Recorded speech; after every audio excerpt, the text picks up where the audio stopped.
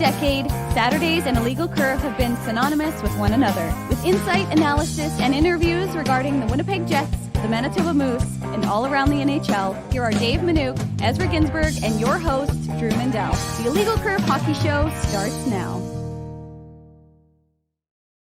And with a whimper, not a bang, Trotz Watch 2022 comes to an end. Good morning, Winnipeg. Good morning, Manitoba. For all those joining us live this morning on our YouTube channel and all of our social media platforms, we say good morning, universe, and welcome to the Illegal Curve Hockey Show with Dave Minuk. With Ezra Ginsburg, I'm your host, Drew Mindell, here to talk about the Winnipeg Jets for the next couple hours. Don't you hate, guys, these really quiet weeks where there's not a lot of Jets news and it's sort of a struggle to put together the list of topics we're going to cover for the next couple hours? Well, that's certainly not this week because whoa, was there a lot of Jets news this week. Not all of it. In fact, most of it, not what you would call positive. Good morning to you both. Yeah, what's up, boys? Yeah, and that was before the Berry bomb last night from Darren Drager of TSN, right, Drew? Like, we would already have a lot to talk about when it comes to Pierre-Luc Dubois and Blake Wheeler. So, yeah, I mean, Paul Maurice. Well, exactly, Paul Maurice. I don't think anybody thought he was the front runner in Florida, right? We thought Barry Trotz might be a serious contender there, right? But yeah, it wasn't a good news day if you were a Jets fan. I mean, there's no other way that you can kind of dissect it, right? Like, all Jets fans, most Jets fans, I shouldn't say all, because there were some Jets fans that weren't in favor of Barry Trotz being the head coach. But let's put it at, 99% of Jets fans wanted Trotz to be the next head coach. So not that surprising, Dave, considering that, this was dragging on. And I think the longer it dragged on, the more questions that were surfacing. And, Drew brought this up last weekend, boys, on the Saturday show. And it was, Jeff Hamilton of the Free Press, our good buddy, that put it out there, a couple of weeks ago. Drew was saying that, like, does Barry really want to coach? And we got our answer yesterday, guys. Clearly, he wants to take some time off and be with his family. And you know what? That sits well with me. And I think it sits well with most of us. I mean, this guy has been coaching for, 2.5 decades. So it's unfortunate for the Jets who, want to bring in a Stanley Cup winning coach, but, they're going to have to move to plan B, Dave.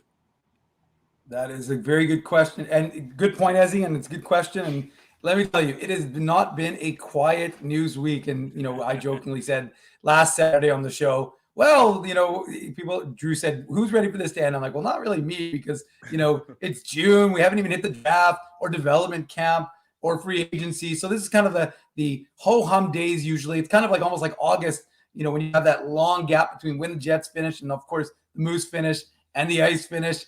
We don't really have a ton of coverage, but it has not lacked for news coverage. And Wednesday was, an insane day, and Drew talked about it. Like, the Paul Maurice news kind of came out of left field. And then, of course, then you had all the other things, the Pierre-Luc Dubois. Paul Maurice, Blake Wheeler, Pierre-Luc Dubois, all on a Wednesday. Like, it was all in 10 hours, 9 hours, total. Yeah. No, I think it was, it's something like that. It was crazy. Like, the Paul Maurice was like 9:00 in the morning. You're like, okay, that's a newsworthy thing. Of course, one less spot for Barry Trotz to land. It's interesting. Obviously, the former Jets bench boss deciding he wants to coach again. And then, of course, we go right into, and I got to give Frank Saravalli credit. I like the trade target board better. It is a less salacious way of saying, trade bait. Trade bait is like the team is putting that person out there. Trade target doesn't necessarily mean that it's the team. I use worms for my bait anyways. So I do actually like that changeover. I think that's a better way of phrasing it. So trade targets, not trade bait. But but Frank putting Blake Wheeler up at number 3, of course, that certainly waggled some tongues and got the keyboards, hot with people talking about Blake Wheeler suddenly now and talking about the mutual element of that. And we'll talk about that obviously throughout the course of this show. And then, like I said, and then obviously the Pierre-Luc Dubois bomb that Elliot Friedman dropped that night. And so it was just like, it was nonstop. And, you're sitting there, I was trying to play softball. I'm like, okay, I've got a softball game. Nothing's happening. I could just relax. And all of a sudden I'm like, I think Drew may have texted me. And I'm like, oh man, I'm sitting there. And I was like, you know what? I think I'm going to sit this inning. I'm like seriously going to get on my phone. People want to know though, Dave, how did you play though? Did you guys win? Did you get some hits? No, in fact, I think we intentionally threw the game so we could end earlier so we could go out for drinks. But that's good thinking. Yeah. I actually instructed him to take the fall. I won't say who did it, but we were very close to being mercied. And I said, but I think we had bases juiced, but we wanted to go for drinks. So I was like, come on, pop it up. It definitely wasn't Dan Minuk because he's too much of a sportsman to do that. Yeah, I won't say what his name was. Jordan Farboni, but it doesn't matter. In any event, let's get talking about the Winnipeg Jets coaching search now, because it is back to a search. I mean, I guess let's start with this. Were you surprised when Dreger reported what he reported yesterday? Or did you get the impression that maybe the writing was on the wall to this effect, given the length of time it had taken, given that, Trotz would have had plenty of time to weigh his options and consider all the different offers that were available to him? Were you surprised that he elected to stay at home, at least for the coming season, allegedly, rather than accept the job as head coach of the Winnipeg Jets? Boys, if anybody says that they knew which way Barry Trotz was leaning, they would be lying. At least I am not aware of anybody who knew which way Barry Trotz was leaning. So yeah, it was a surprise in that sense, Drew.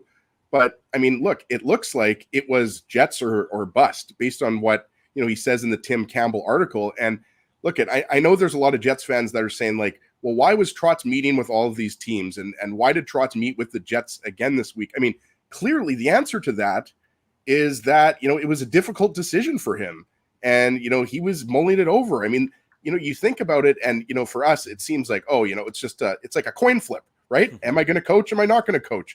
Like Barry Trotz is an older dad, right? Like we're not sure, if he's sick or anything like that, but he's got an older dad that lives here, and he has a home in Nashville, but I imagine he spends a significant amount of time in Manitoba. He's got a family. Like it's not, hockey is not always number one, especially for a guy that's really accomplished it all in hockey, right? Like he's won the Jack Adams Award. He's won a Stanley Cup.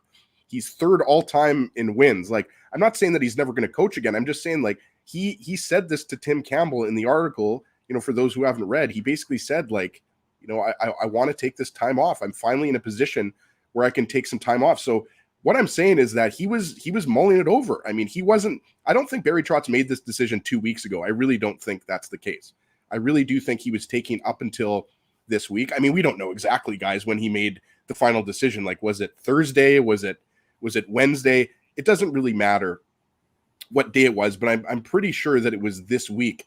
You wouldn't meet with the Jets again. No. Maybe he had the decision already made, but like, I don't think that, there's no conspiracy theory here. Like Barry just doesn't want to coach this year. And he even said like he might come back next year. Maybe that's going to be in a management role, but it's just unfortunate for the Jets, and just so unfortunate, for this fan base, because the fan base really thought there was a good chance, and there was a good chance that they were going to get arguably the best coach in the league. So it's just, I think, timing in this case is unfortunate. That's what I would say, Drew. Yeah, the beauty of the leverage that Barry Trotz had, Dave, and we talked about that really throughout the entirety of the Trotz watch, is that he had options, he had leverage. Sitting out was certainly an option that he could have taken, and he obviously chose to go that way. It seemed as the days went by and as the weeks went by and as there was no news, at some point in time, pardon the expression, you got to shit or get off the pot. And he elected to get off the pot, which is totally fine, totally legitimate. You just wonder, if that was sort of the way it looked like it was going to be when it was taking him this long to make his decision, Dave. Yeah, and I'm with Ezzy. Like, I'm not going to pretend to have some sort of great insight as to whether I knew this was right, going to happen or not going to happen, because you're right. You don't take that meeting if you have no intention, and he wouldn't do that. He's not the kind of person who would have a meeting with zero intention of still considering it. Now, I wonder if Wednesday's, situation played into his decision making with Pierre-Luc Dubois' news completely unnecessarily being released at this time. I mean, talk about it. I mean, again, like, I have to believe it was his agent who released that to Friedman. It's the only person. The Jets. There's no reason the Jets would have done it. So that makes Pat Brisson, aka the NHL's Lee Steinberg, is exactly Dubois' agent. No, I know. And so, I'm not saying we don't know that it was him, but it seems to be that it would have been someone from PLD's camp more likely to release that information. And who knows if that, and of course, and who knows, who if that played a factor in, Drew. I mean, I don't, but I mean, more uncertainty around this team and more consternation, as to what the lineup is going to look like. I mean, that could have played into it. That could have been that level of uncertainty. Add that to it, right? To me, it just came at such a bad timing that the Wheeler news is whatever, because that is entirely possible that would have been something that would have been discussed within the meetings with Barry Trotz. But like the Pierre-Luc Dubois saying he's going to, explore free agency in 2 years, that being dropped at that time, I don't know. Like I said, the timing of it was really poor from a Jets perspective. I just don't see what I don't even understand why it even moves, why it needed to be released anyways, because there's no reason that's kind of these kind of contracts don't get signed anyways. Like he's going to file for arbitration. This is going to get negotiated into like September. Like everybody knew what was happening. So to release that information at this point seemed needless. Seemed like it was like really. I agree. You, it kind of effed the Jets. And like so, I don't believe in coincidences. And we'll talk more about Wheeler and PLD throughout the course of the show, of course. But I think that there's a definite connection between the news earlier in the day from Frank Saravelli and from Darren Dreger that the Jets and Wheeler might be exploring a trade, and the connection to Dubois coming out and saying he's going to explore free agency. I think that was... It's a little too convenient, Drew. Yeah. I think that was Dubois' representation's way of saying, if you actually do get rid of Wheeler, I'd be interested in re-signing. I think there's a domino effect there, in my opinion, but we'll get into that throughout the course of the show. I'm just saying that to me, that the only reason I mentioned is simply because I think it could have played into the decision making for Barry Trotz, because it just says just adds another level of uncertainty with the franchise. He's suggesting he's going to commit to for conceivably a minimum, I would imagine, of 2-3 years in a coaching role. And then I would think 3. Yeah, that's what I was going to say. A guy like Trotz, I was going to say 3. I was even expecting, them to announce a 4-year deal, right? Because Paul Maurice got 3 years with Florida, but that the Jets were probably ready to go a little bit longer. I don't know if they would have done a 5-year deal, but I was thinking probably 3 or 4 years, as I imagine you guys were too. Well, again, to me, like, remember, because for him, there's an opportunity to get into the 1,000-win club, right? I mean, he's at 9-14 or something like that. So 3 seasons, he's gonna achieve that. Most likely couldn't achieve it in 2, obviously, but realistically, if you sign for 3, you're probably going to hit that 1,000 wins. Pretty remarkable benchmark for an NHL coach, obviously. And so, like I said, it doesn't surprise me, obviously, dragging on, but I mean, everything we've heard, the Jets were prepared to wait. And you can say, oh, well, they lost out on good candidates and they missed out on this guy. Well, look, Bruce Cassidy wasn't coming here. Pete DeBoer, wasn't coming here. And that's not necessarily a big loss anyways. I think Porterell is not hiring Torts either. Yeah. Right. So there's a lot of guys it's not as if you were swinging and missing on a lot of guys. Now, you've still got that, like I put it out on our social media last night. There's still 10 good coaches realistically that are still out there that could be hired. More than 10, Dave. There's well, I'm saying there's 50 good coaches. I know you're saying, but 10 I'm saying, that could be an option for the Jets. Yeah, absolutely. And right now, I don't think anybody really knows who well, let's go through some of the candidates. Is it going to be Montgomery Mania? Is it going to be Rick Talk? Is it going to be Rick Talk o'clock? Is it going to be Scott Arneal? Is it going to be Pascal Vincent? We've heard all the names. I mean, the names have been is it going to be Andrew Brunette? He certainly, I would say, rockets probably up to close to the top of the list, given what he did. Can we start with Brunette, Drew? Yeah, we can start with because Brunette. to me, Brunette is a really interesting one, right? Like, first of all, it doesn't seem like that long ago that Brunette was playing in the NHL, right? Yeah. He had a really good long NHL career, right? Yeah. Even though it happened recently, it's still amazing to me in a way that Brunette was let go after. You just don't see a lot of Jack Adams finalists, the next year. And he was interim head coach, but it kind of reminds you when, the Devils let Robbie Ftorek go, and then they brought in Larry Robinson, and then they won the Stanley Cup, right? It's always about the Devils with you, isn't it, Ezzy? Always about the Devils, Drew. I always have to bring it full circle. But yeah, look, I think Jim Montgomery, you would have to think is near the top of that list. You would have to think, guys like Kirk Muller and Rick Tocchet are in consideration. I don't know if I would put them at the top of the list, but like I've said this before, guys, that was 2 or 3 weeks ago. Like I think Kirk Muller is really interesting, right? Because we all know that he was a fantastic NHL player, won the cup with the Habs and everything like that. But, he was a really well-respected assistant coach in Montreal for years. He didn't have a very good run as head coach in Carolina, if you remember. Those were some pretty thin Hurricanes teams, and I believe they missed the playoffs. I forget if he was there for 2 years or 3 years. So he hasn't been a head coach for very many years, especially when you consider, how many years Barry Trotz has been a head coach, Dave. But I would have to think Kirk Muller is in the mix. Rick Tocchet, I used to have a Rick Tocchet poster in my room growing up. So, I love Tocchet as a player. I just don't know if how high up there he is as far as an NHL head coaching candidate.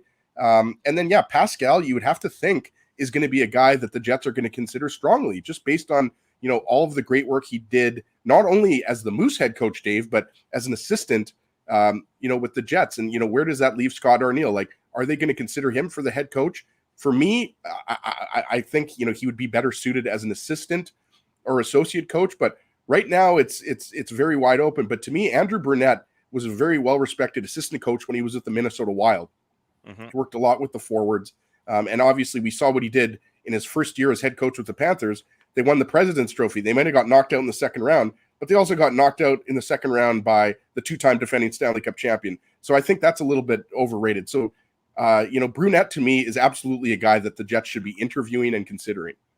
I just want to say, I just want to quickly interject that in Weber's article for Sportsnet, when he took a break finally from gallivanting between Colorado and Tampa, he wrote a Jets article finally, and he did say that Pascal was on the short list for the next round of interviews. So that's a name that's out there.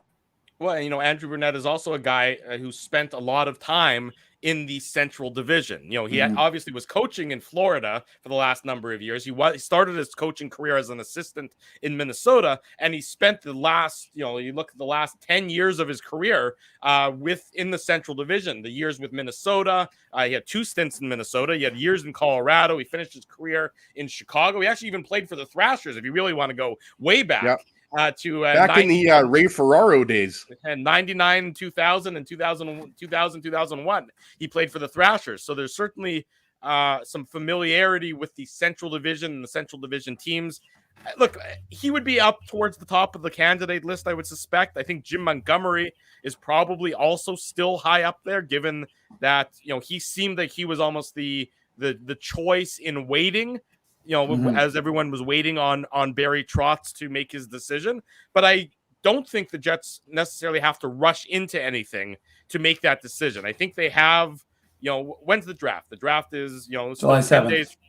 Right. So it's, 10 days from now still, where, I think, you probably want to take at least the next week to consider your options. Now that you know for sure that Barry Trotz is not an option for you, I think now you sort of take a step back, you take a deep breath, and you start to do your due diligence again.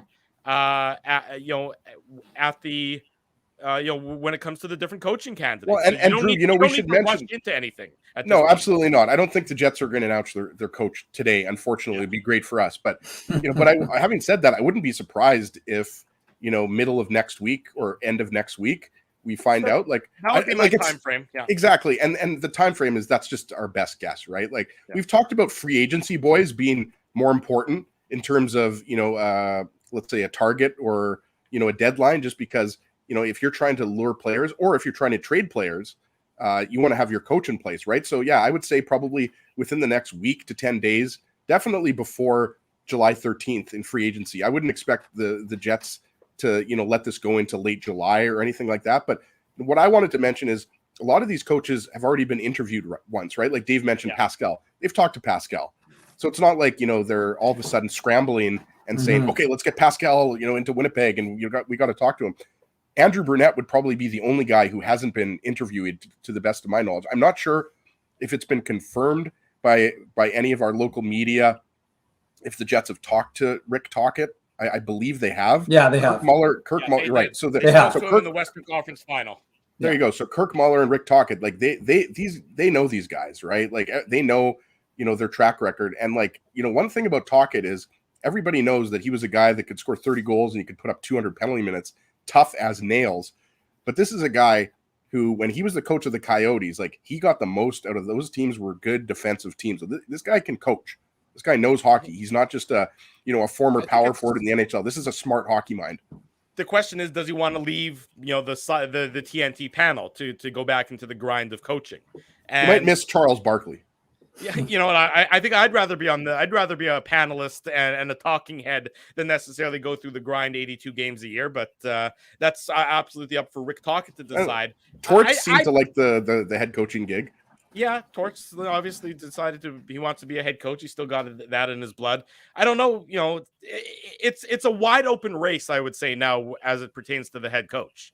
And so that there is, you've been jilted by your first choice, by your first lover. He did not accept the rose, if you want to use a Bachelor analogy. And now it's he didn't accept the free beer, is what he didn't accept. That too. Now it's time to go back to the honeymoon suite with everybody else and see what can come of it.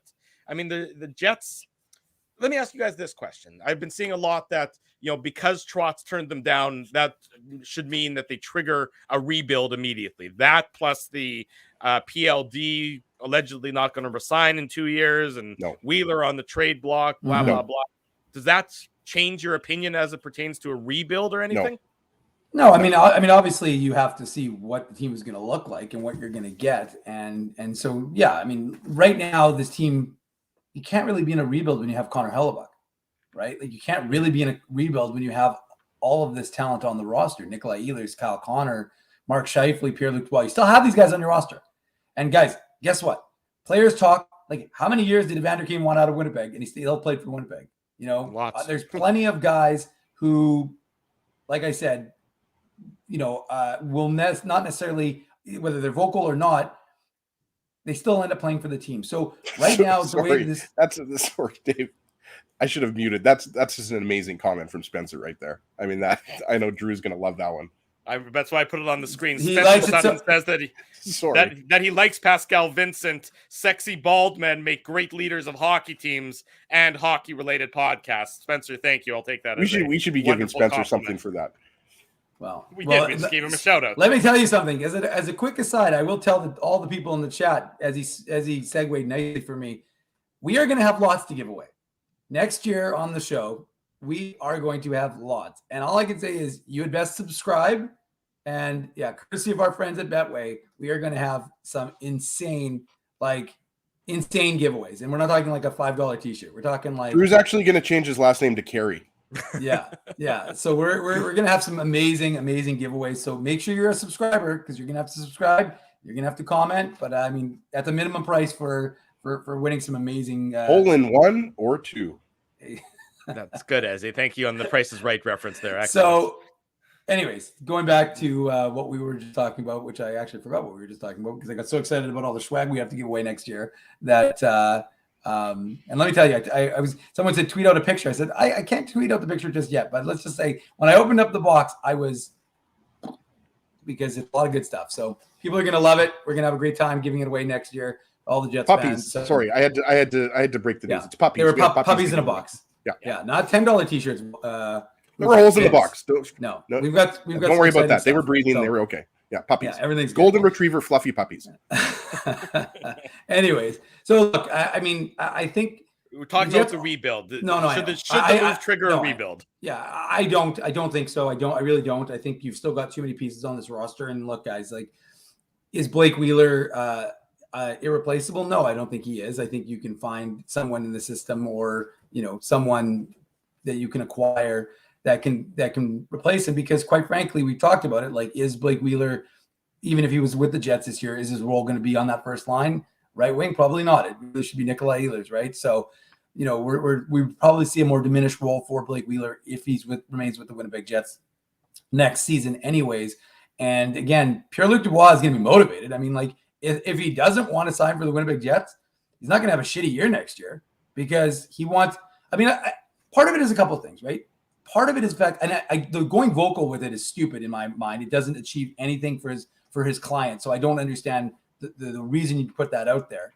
I agree because, sorry, I was just going to say, Dave, everybody already knew that there was a chance that it could be a short-term one year deal, not 2 years, because that wouldn't make sense. So it's not like this is a surprise that he could test free agency 2 years from now. And, Elliot Friedman said that, he hasn't requested a trade, but I mean, in a way that's requesting a trade, right? Like you're saying, I'm not going to be here for 2 years. So the best you're going to be able to do is, get me for the next year or two.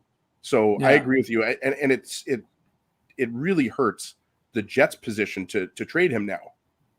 Well, I don't think they do. I mean, quite frankly, I don't think that they're going to, at least not right now. I think what they'll do is they'll use a motivated Pierre-Luc Dubois to, So what I was going to say is I think what some of these players are doing right now is what they're banking on is the fact that the salary cap is going to go up in 2 years. So nobody really wants to sign a deal that's going to be, how much is it going to go up though in 2 years, Dave? Like realistically? Well, like maybe $3 million. Back to normal. Like $86 million versus the 81, 82. And I think what these guys are thinking is, hey, I carve an extra $1 million for myself, an extra $2 million for myself, whatever that may be. And so if I sign a deal, I mean, it's insane, right? It really is insane when you're talking about, bird in the hand. It's the bird in the hand or two in the bush idea. Of course. I mean, it's kind of like, if you think about it, Mark Scheifele getting a $6 million, whatever his contract, $6.125 million contract when he did. And at the time, it looked like, well, this could work out for the Jets, but it might not work out. Now it ended up working out for the Jets. But for Mark Scheifele, I mean, it looked fantastic. You were given that kind of money without having really established yourself as like a number one center yet. And so I think what you're looking at here in this situation, at least, is, a similar sort of thing. So that's, I think, why you're going to get these guys maybe not wanting to sign long-term deals this year. But I still don't think that releasing that information made any sense whatsoever.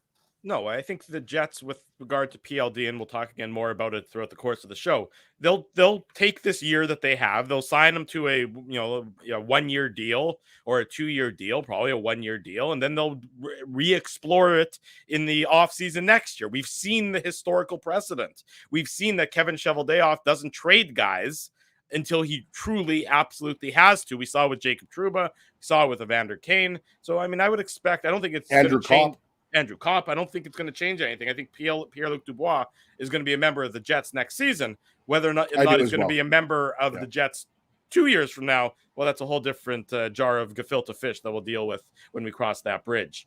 Opening segment of the show brought to you by our friends at Betway. I'm repping their gear, one of the most trusted voices in sports betting, both in Canada and all around the world. Betway is the sports betting app that puts you, the customer, at the forefront, with a large selection of betting options and sports, as well as strong promotions and fair odds. What are you waiting for? Head on over to Betway and bet your way. Must be 19 years or older to play. Please play responsibly. I bet Mike McIntyre is coming up next. Would you stop interrupting me, please, Ginsburg? When we come back, Mike McIntyre is going to join us for more Jets Talk Saturday morning. We're live on YouTube and all of our social media platforms. Keeping Winnipeg laughing for over 30 years. Rumors, Canada's longest-running comedy club, bringing you the biggest laughs from the best comedians on the planet. Jerry Seinfeld, Chris Rock, Jon Stewart, Dennis Miller, Brad Garrett, the greats, and all the up-and-comers too. When was the last time you laughed out loud? Make it a great night out with friends, or book your office or birthday party. Even a fundraising event at Rumors. Get all the details and dates on upcoming shows at rumorscomedyclub.com. Hi, Ez. A strange question for you. But why are you lying on the ground being crushed by a piano? Well, Drew, I definitely tried to carry this baby grand piano down the stairs by myself, and somehow I failed miserably. Right. Yeah, I'm sorry. That was a silly question on my part. My apologies. Would you like me to call Rolly's Transfer Moving and Storage to help you move the piano? They are the most experienced piano moving company in Winnipeg, after all. Yes, please call Rolly's and hurry. This piano is very, very heavy. Rolly's Transfer Moving and Storage offers stress-free residential moving services while taking great care of your personal belongings, including your piano. At Rolly's, no job is too big or too small. For more information, visit rollys.com. Hi, it's Drew from Illegal Curve here. Selling your home can be stressful, but it wasn't for me. Thanks to my friends at Zappia Group Realty, they made the process so easy. My home sold within 48 hours and with multiple offers. Zappia Group Realty took care of everything with their exquisite customer service and attention to detail. If you want to sell your home for more in less time, get started by talking to Frank and Mauro Zappia of Zappia Group Realty. Online at zappiagroup.com.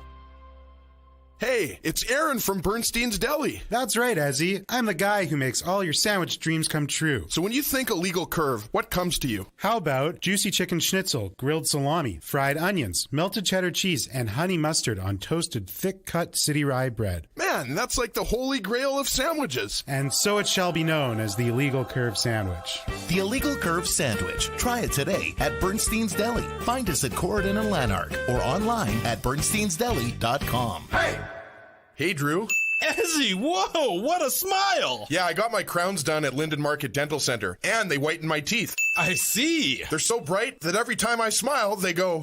We have hockey tonight. Do you have a mouth guard to protect those pearly whites? I sure do. Whoa, they even ting through the mouth guard. Linden Market Dental Center covers all your dental needs from restorative to cosmetic dentistry and will fit you with a sports guard for that active lifestyle. 877 Waverly. See lindenmarketdental.com. So you're a pizza person, you married a wing person, but somehow your kids are salad people. You can't pick your fam, but you can pick your BP meal deal. Starting from $18.99, takeout or delivery at bostonpizza.com. Bottom of hour number one. Welcome back to the Illegal Curve Hockey Show. Drew Mindell, Dave Minuk, Ezra Ginsburg, and our guest Mike McIntyre. From Winnipeg to Toronto to Germany to all places in between. We say Guten Tag, Mr. McIntyre. Easy for me to say. How are you this morning? It was easier for you to say Guten Tag. It was easier for me to say Guten Tag. That's troubling. I'm not sure why McIntyre was so difficult for me. So here's a fun fact I learned while in Germany, and I'd go around saying good morning to people on the golf course in Hamburg. They don't actually say the full good morning. They drop the good, and they also drop the ing. They just say morn. That's how they greet each other. So morn.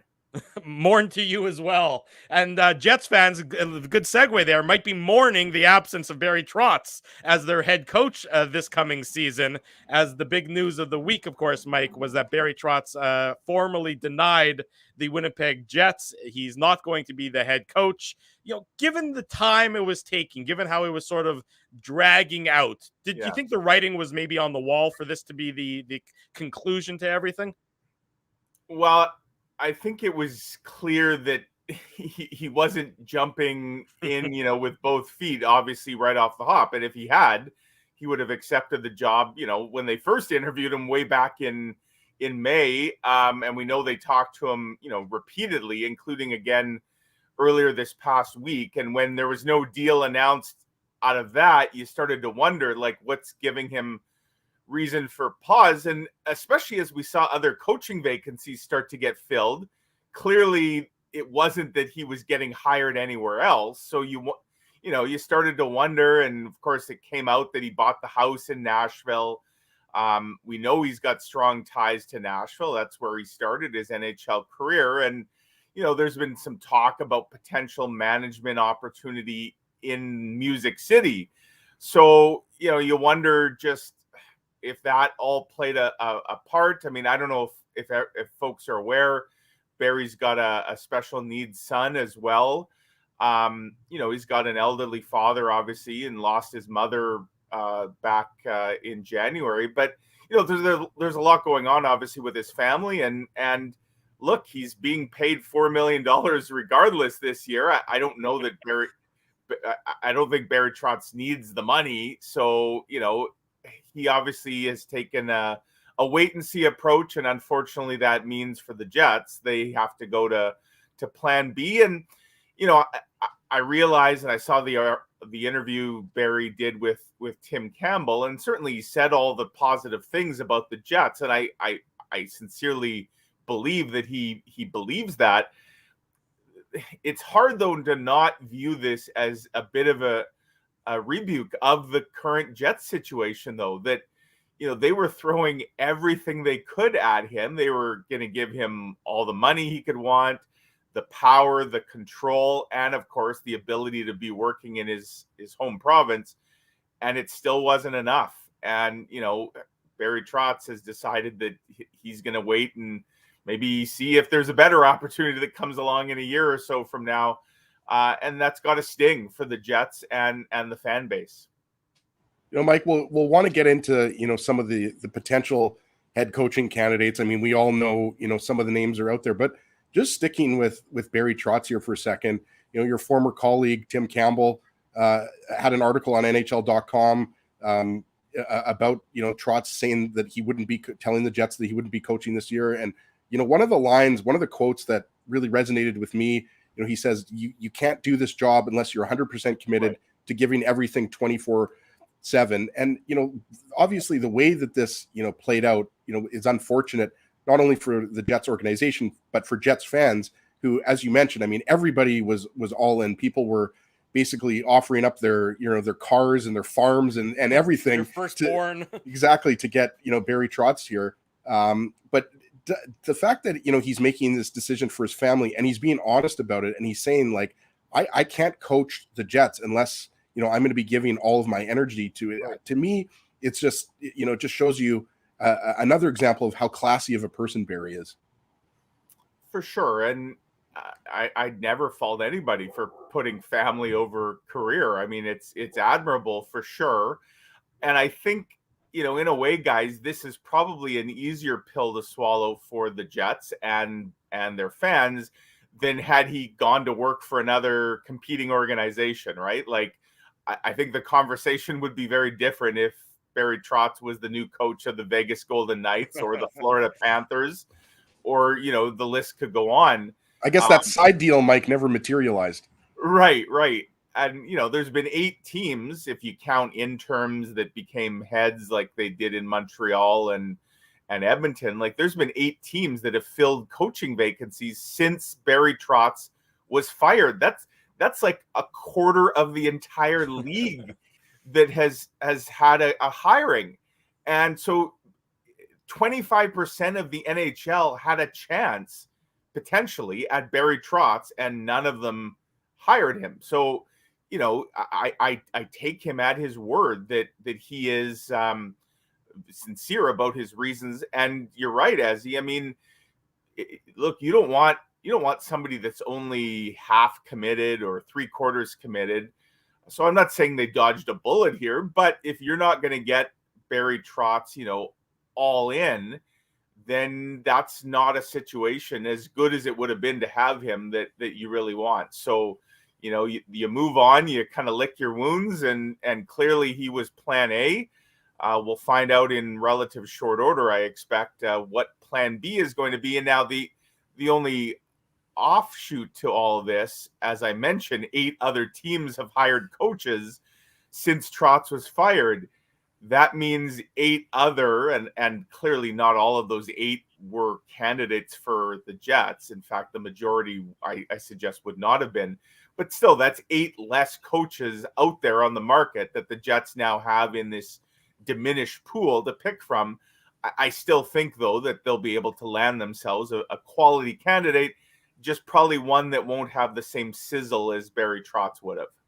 No, Mike, we're not going to ever know really how much of a factor this would have played in, because presumably if Barry Trotz told the Jets, Thursday, Friday, whenever the news came out, that he wasn't going to accept the role. Of course, Wacky Wednesday was Wacky Wednesday. And from Paul Maurice being hired to Blake Wheeler being on a trade target board and ending with the news about Pierre-Luc Dubois. And so I'm going to 2-part it. I'm going to ask you, number one, do you think that Pierre-Luc Dubois would have ultimately played a factor, adding more uncertainty to an already uncertain situation? And number two, what do you think the impetus is for this sort of news leak, for Friedman to be given this information? Like, what is the thought process? Because we've been talking about it throughout the course of this show, and it doesn't really seem to really have had any purpose other than really to stir things up.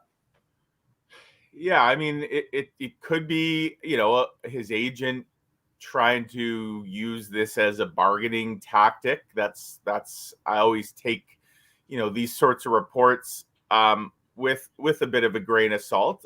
Look, I have no doubt that the Jets want to get Pierre-Luc Dubois signed to a long-term extension this year, the same way they were able to lock up young players like Kyle Connor, Nikolai Ehlers, Connor Hellebuck. I mean, the list goes on. So they'd love to bring Pierre-Luc Dubois into that fold and know that he's a core piece here for the next 7-8 years beyond this one. But that's probably not in the cards. And so, the reason being given by his agent, I presume, is that he's going to, potentially explore free agency in 2 years. A lot can happen between now and then. And, as I wrote the other day, I don't begrudge Pierre-Luc Dubois, nor do I see this, as I know some want to paint this as him, with 1 foot out the door already, that he's, that he's soured on the Jets and the city and the organization. I don't see it that way at all. I see a guy who, and let's go back to, it might have been the year-end interview with Dubois. It might have been later in the season. I suspect it was the year-end where we asked him about, his contract talks, and he came across as an extremely thoughtful guy who was going to take a long time to contemplate this, because he recognized this opportunity at his age and the stage of his career. This is probably his one shot. And, if you look at the current economics of the NHL with the cap, flat last year, only going up 1 million this year, but projected potentially in a couple of years to take a big jump. He just turned 24 yesterday. He's coming off, his best season, but the season before last wasn't very good. So if you're Pierre-Luc Dubois, again, we hear this term betting on himself a little bit. He's just watched a teammate in Andrew Kopp who bet on himself, and it's going to pay off handsomely. And I suspect a guy like Pierre-Luc Dubois and his agent have also looked at a situation like Mark Scheifele, who kind of rushed into a long-term extension and by every account regrets it deeply, because you could make the argument, maybe this past season aside, that he's been grossly underpaid compared to his peers. And so if you're Pierre-Luc Dubois and this is your one big swing, why wouldn't you take the time afforded to you to kind of see what the market bears and see what you might be able to earn? If that pie that you want a piece of can become a lot bigger, now I want pie, guys. Key lime would be the best. No way, Mike. Lemon meringue all the way. Yeah, I'm an apple guy. Yeah, the meringue is off-putting to me, Ezzy. Sorry. No, it's all good. Mike, I'll take the key lime too. I'll take it all. I like all pies, pumpkin, everything. But I mean, bottom line is, I don't see this as dire, but it adds, as you say, Dave. It's another it's another thing on the growing to-do list and the growing worry list for Kevin Cheveldayoff and Winnipeg Jets fans. And it creates obviously a bit of a dicey situation. And I would say it adds major urgency to the coming year, not just for Pierre-Luc Dubois. Don't forget, Connor Hellebuck's a UFA in 2 years as well. So is Mark Scheifele, if he's around. That window it can close pretty quick. And I do wonder, to go back to your question, Dave, I do wonder Barry Trotz and him passing on the Jets. I mean, we'll see what they do with the next coach. But I do wonder if not bringing in someone of Trotz's caliber and pedigree, does that potentially cause a pivot within the mindset of the organization in terms of how it approaches the next year or two and how it approaches certain players? If they're going to bring in a younger, more inexperienced voice behind the bench, are they still in absolute win at all costs, win now mentality, or do they prefer to play the longer game? And I personally think they have to go for it. It's what this market wants and needs, coming off a year where they didn't sell out a single game. And I think fans expect to see a team that's contending for a Stanley Cup as early as next year again. Is that reality? We're going to find out. Well, to that point, Mike McIntyre, our guest on the Illegal Curve Hockey Show Saturday morning, to that point, is Blake Wheeler, in your mind, a piece of that puzzle for next season? Because on Wacky Wednesday, as Dave said, we had the Maurice news, and then it was Frank Saravalli saying that, having Blake Wheeler number 3 on his trade target board, and then Dreger supplementing that with information saying the Jets are willing to be creative in working with Wheeler to accommodate a trade. So for a guy who seemed like he was, on sure footing here, it's amazing how quickly that sure footing turned into quicksand. Yeah, I mean, have to see obviously what a Wheeler trade would look like, and I think the Jets would have to get creative to make it happen, because no team is taking that full salary. I don't imagine that would be insane.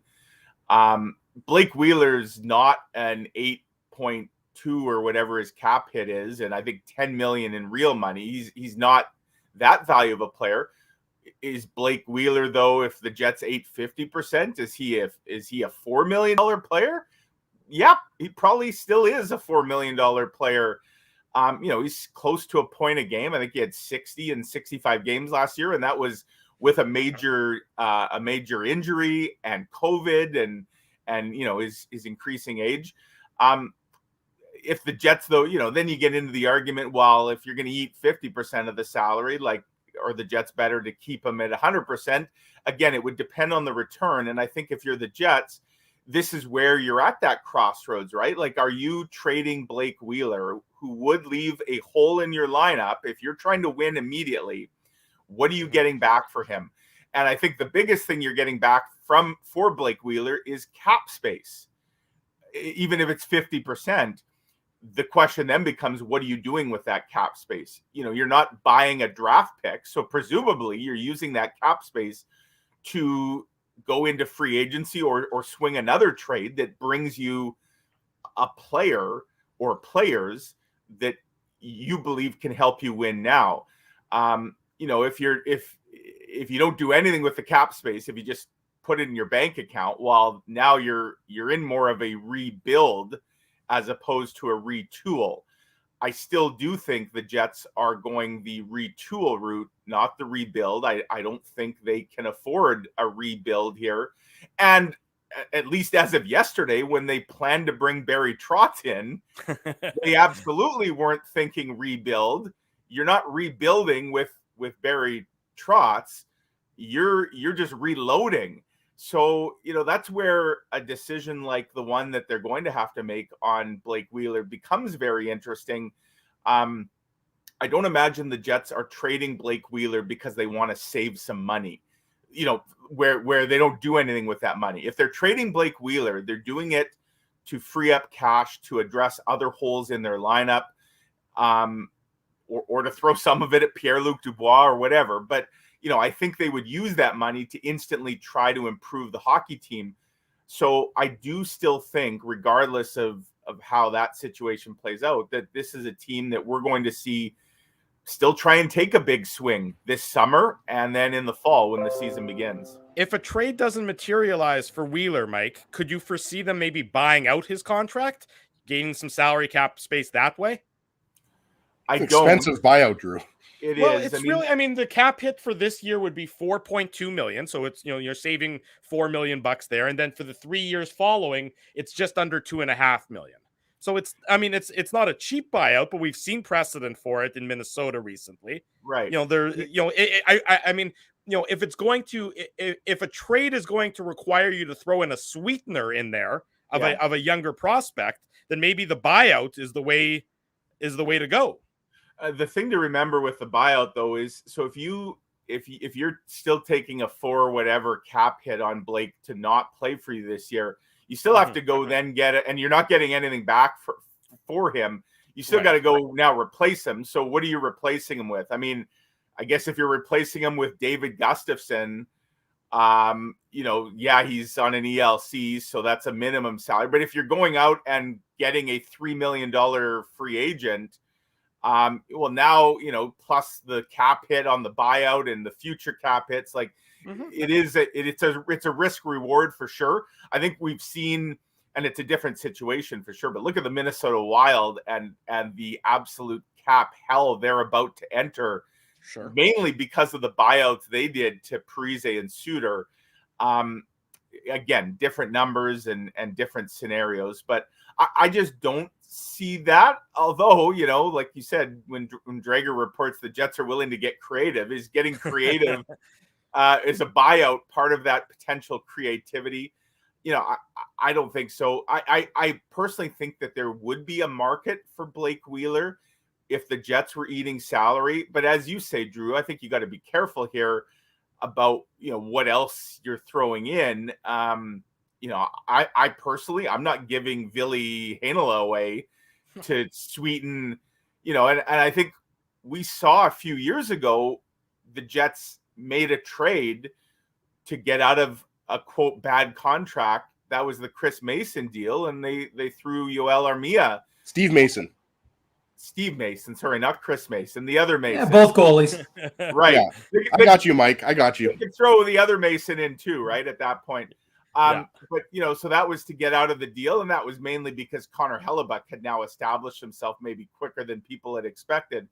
But they had to give up a young player in Armia who became a very serviceable player for the Habs. So I think, you're always a bit cautious of that. And I do wonder, I wrote this the other day, and I know you guys have talked about it, but you wonder, following the line, the dots, connecting the dots potentially, like, could Florida make sense? I don't imagine Blake Wheeler would balk at going to Florida. You talk about a team that's in a position to win now, and that's something Blake Wheeler, we know, is very important to him. There's now obviously the Maurice connection. We know the Panthers love their grizzled veterans. They traded for Claude Giroux. They signed Joe Thornton last year. Both those guys will be gone. But again, making the numbers work would be tricky. They have a guy like Hornquist who maybe that you could take back. I think he has 1 year left. But the Panthers are up against the cap as well. It's almost too juicy a potential storyline to not follow. And wouldn't that be something? And apparently, they'd be willing to move Bobrovsky's contract because they've got Spencer Knight as the goalie in waiting, right, Mike? So yeah, Florida makes a ton of. Pardon me? Nobody's taking that Bobrovsky contract at $10 million a season. I'm just saying. I mean, that could free up some cap space. To Mike's point, I mean, the Panthers are in a little bit of cap hell themselves. The Bobrovsky contract, as we know, is not looking like a good one right now. Mike, I wanted to ask you about Mark Scheifele, right? Because it's amazing how, Drew called it, Wacky Wednesday. Up until, I don't know, 3 or 4 weeks ago, it looked like, Mark Scheifele could be traded. Like, with all of this news that has come out, I mean, I think it would be Captain Obvious to say, well, it looks like Mark Scheifele's not going anywhere. But kind of where my mind went was, okay, well, if, Dubois is potentially going to test the UFA waters and he might only get a 1 year deal, this can only be good news for the Jets and retaining Mark Scheifele. Well, sure, for the short term, but again, he's a UFA in 2 years, So, they're a year away.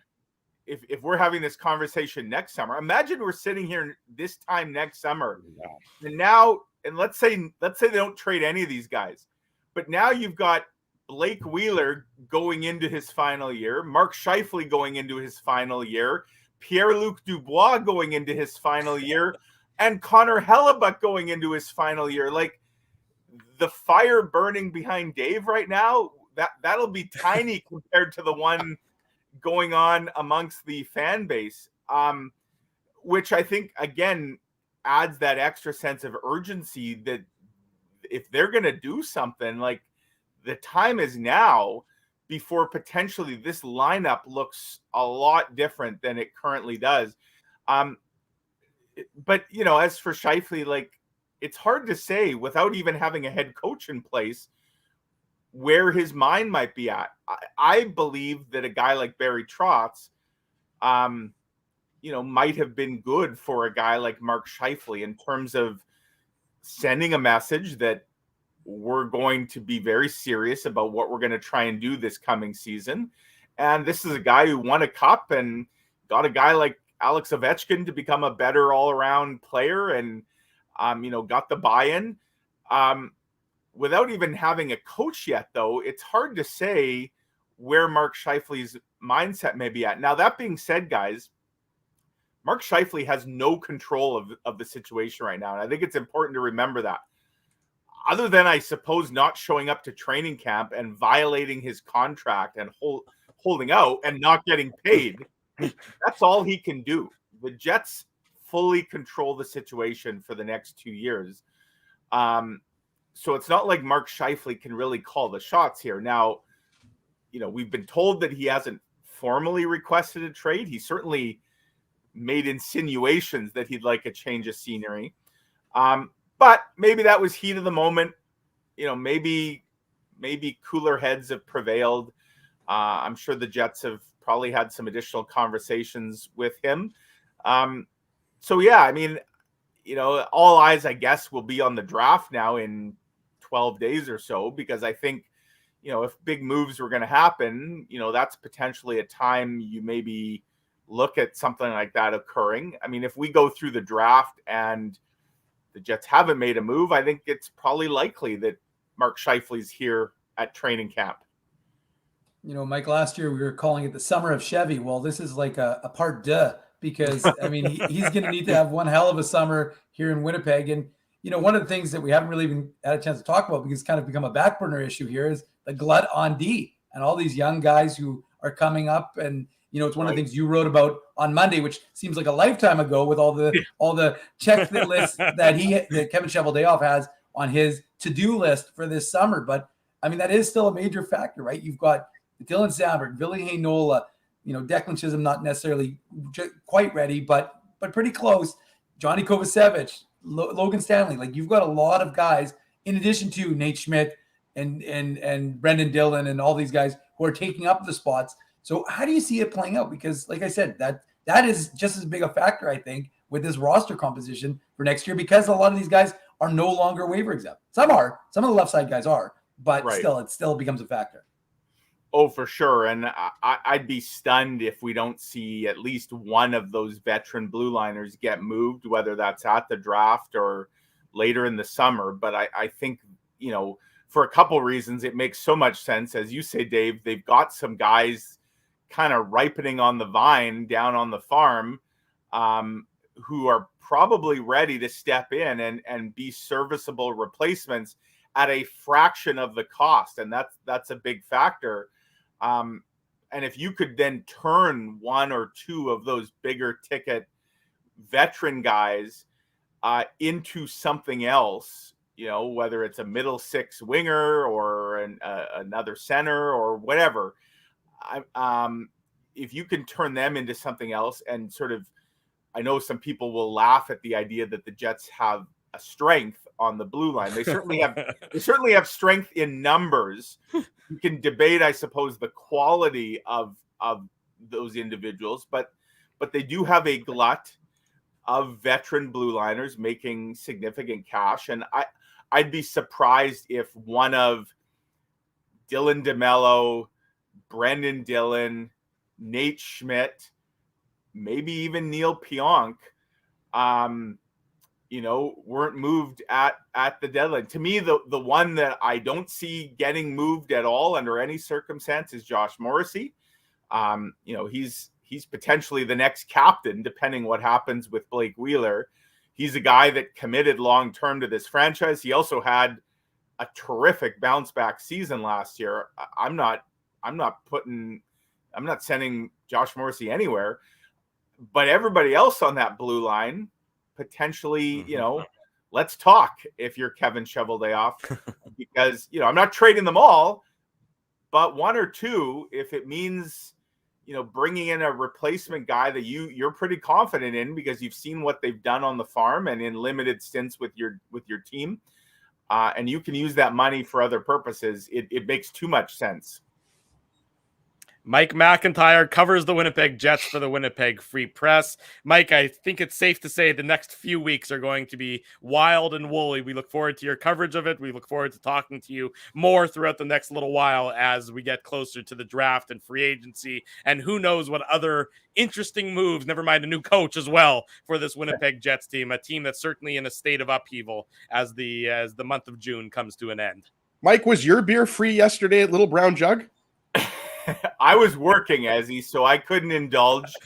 I was offered one post interview, but I turned it down because I had to come home and write my Barry Trotz column since the news was just breaking but there were a lot of people drowning their sorrows, that's for sure. I thought I saw Remus in the background with a beer bong. I mean, I could be mistaken, but yeah, I asked him when we were on the air. I asked him if that was a tear running down his cheek, because he was a sad boy, that's for sure. You know what, guys? Today is the start of a week of holidays for yours truly. I'm supposed to be off. Keyword supposed to be off now until July the 4th. I'll put that in pencil because I suspect, given that I just wrote 4 Jets columns in 5 days this week, and what I thought at the beginning of the week, might be a sleepy little week around here. Well, it was anything but. So we'll see what the coming week brings. And then after that, I'm off to the draft in Montreal, and it could be a very newsworthy one. I mean, not only, of course, did the Jets have the 2 first-round picks, they should, we think, have a coach in place by then. And there's potentially all kinds of activity, as we've touched on, with trades and whatnot.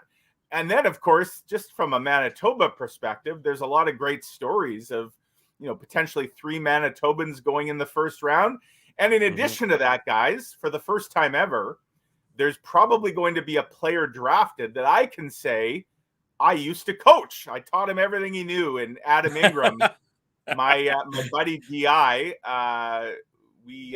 we're good friends and we live nearby, and we've coached hockey together for years. Our kids, Derek's older boy is the same age as my son, and Adam used to play up with us, but Adam Ingram is projected. My colleague Mike Sawatsky had a great piece on Adam earlier this week, but he's projected to go maybe somewhere in like the 3rd or 4th round, and so it'll be fun. The Ingrams are going to be in the Bell Center for the draft, and it'll be fun to see a kid that I know well have his name announced too. So should be a fun time. So Mike, obviously you're going to be going up to the podium and shaking Gary's hand as well, right? Yeah, that's right. I expect a jersey on my back. There you go. And you taught him everything what he knows about golf also, right, Mike? Yeah, not so much on that front. Mike McIntyre, enjoy your week of vacation in pencil at the very least. Enjoy Thermea, Mike. Soon. By the way, guys, if you want to, next Thursday, Ezzy, sorry you didn't get the invite for this, but I'm used to it, Mike. Me, Jay Bell, Scotty Billick, and Kenny Weeb, we're actually golfing out at Granite on Thursday. So the news is breaking Thursday, baby. I'm golfing Granite 2 days later, Mike. It's okay. I don't need you guys. I got my brother-in-law coming with me. Okay.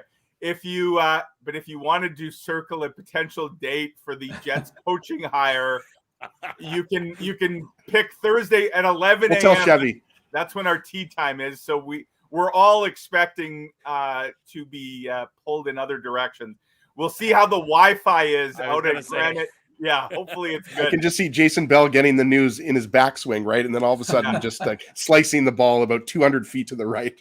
Hey, he's going to slice the ball 200 feet to the right regardless of what's happening in the hockey world. Hey, Mike, all I know is this. If you would have been going to KP and not invited me, then I'd be insulted. But any other course doesn't matter to me. For sure. Next time we're at KP, you're in, Dave. Yeah. Thank you, Mike. Have a great weekend, buddy. We'll talk Mike. soon. Take care. Bye-bye. Mike McIntyre, our guest on the Illegal Curve Hockey Show. When we come back, more on the Jets, Pierre-Luc Dubois, Blake Wheeler, Paul Maurice, much more to come. Don't go anywhere. Craig Button. Saturday morning. Craig Button going to join us at the bottom of the hour as well. Lots to come. Saturday morning, the Illegal Curve Hockey Show. Keeping Winnipeg laughing for over 30 years. Rumors, Canada's longest running comedy club, bringing you the biggest laughs from the best comedians on the planet. Jerry Seinfeld, Chris Rock, Jon Stewart, Dennis Miller, Brad Garrett, the greats, and all the up-and-comers too. When was the last time you laughed out loud? Make it a great night out with friends or book your office or birthday party. Even a fundraising event at Rumors. Get all the details and dates on upcoming shows at rumorscomedyclub.com. Hi, Ez. A strange question for you. But why are you lying on the ground being crushed by a piano? Well, Drew, I definitely tried to carry this baby grand piano down the stairs by myself, and somehow I failed miserably. Right. Yeah. Sorry, that was a silly question on my part. My apologies. Would you like me to call Rolly's Transfer Moving and Storage to help you move the piano? They are the most experienced piano moving company in Winnipeg, after all. Yes, please call Rolly's and hurry. This piano is very, very heavy. Rolly's Transfer Moving and Storage offers stress-free residential moving services while taking great care of your personal belongings, including your piano. At Rolly's, no job is too big or too small. For more information, visit rollys.com.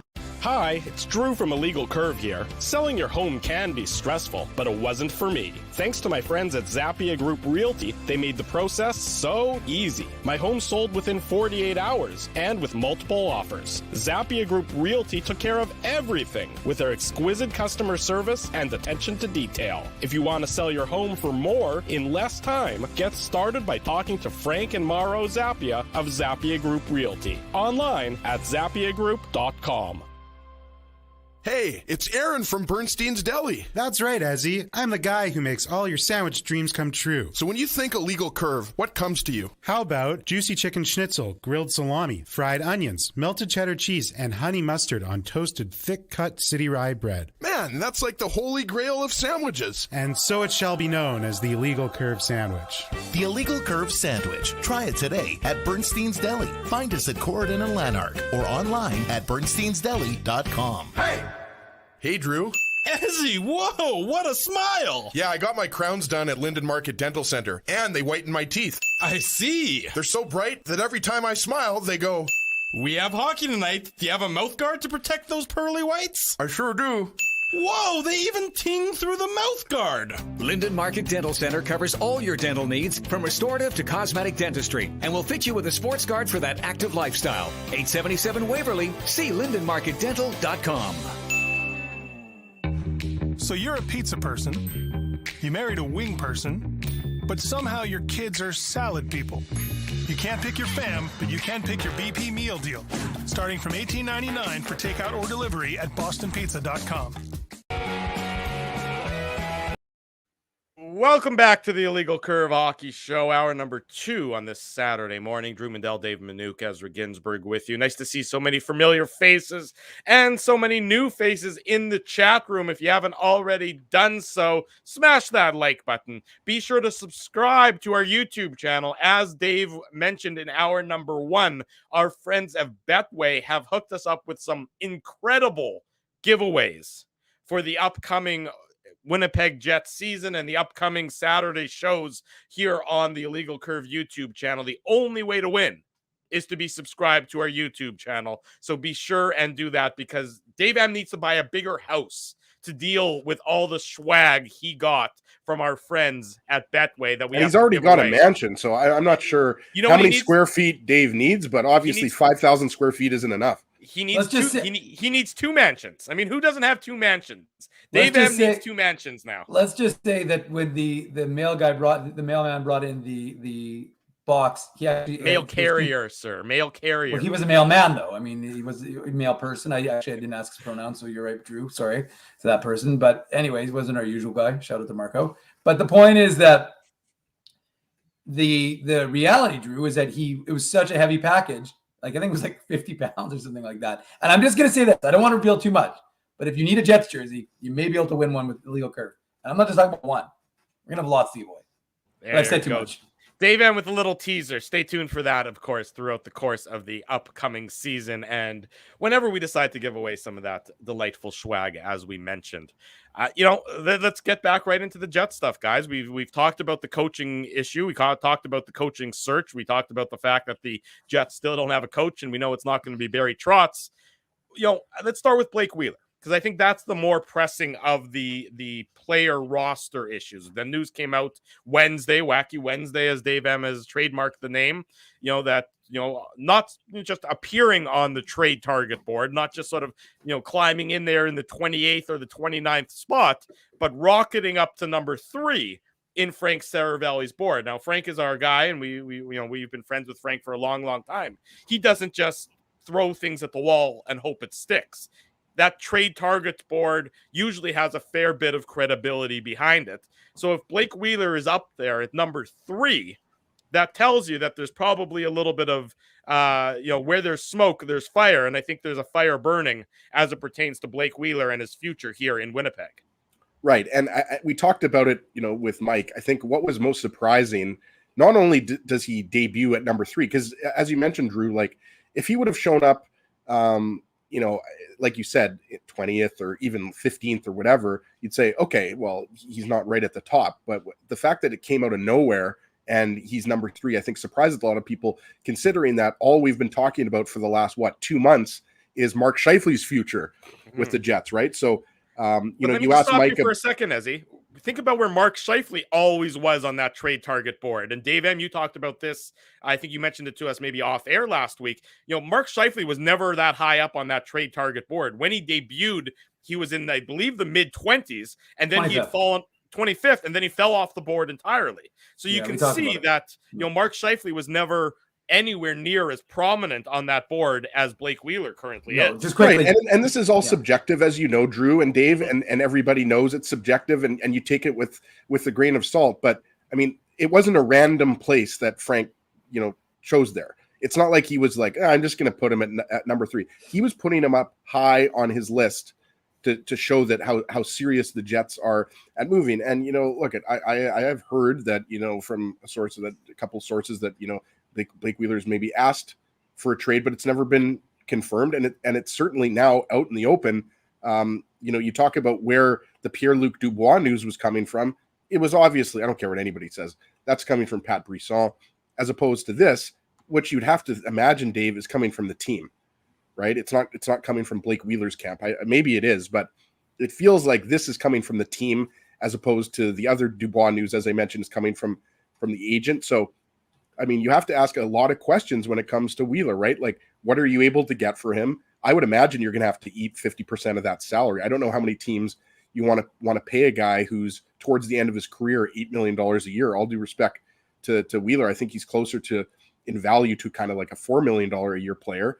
And then what are you going to get back? Like, I absolutely don't think, I'm not saying that the Jets aren't going to do this, but you can't be throwing in Ville Heinola.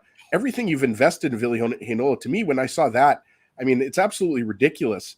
If you have to throw anything in, it would be, a lower level prospect. Heinola is a guy that you envision in your top 6 for years to come. Like, this is, the former top defenseman at the World Junior Tournament. So to me, I mean, that would be a huge mistake if Heinola is thrown in as the sweetener. To me, the sweetener is retaining exactly. Salary. Yeah, I mean, maybe you have to throw in a draft pick or something like that. Like I said, Drew, maybe like a prospect, but you're not throwing in a first rounder. Don't get me wrong.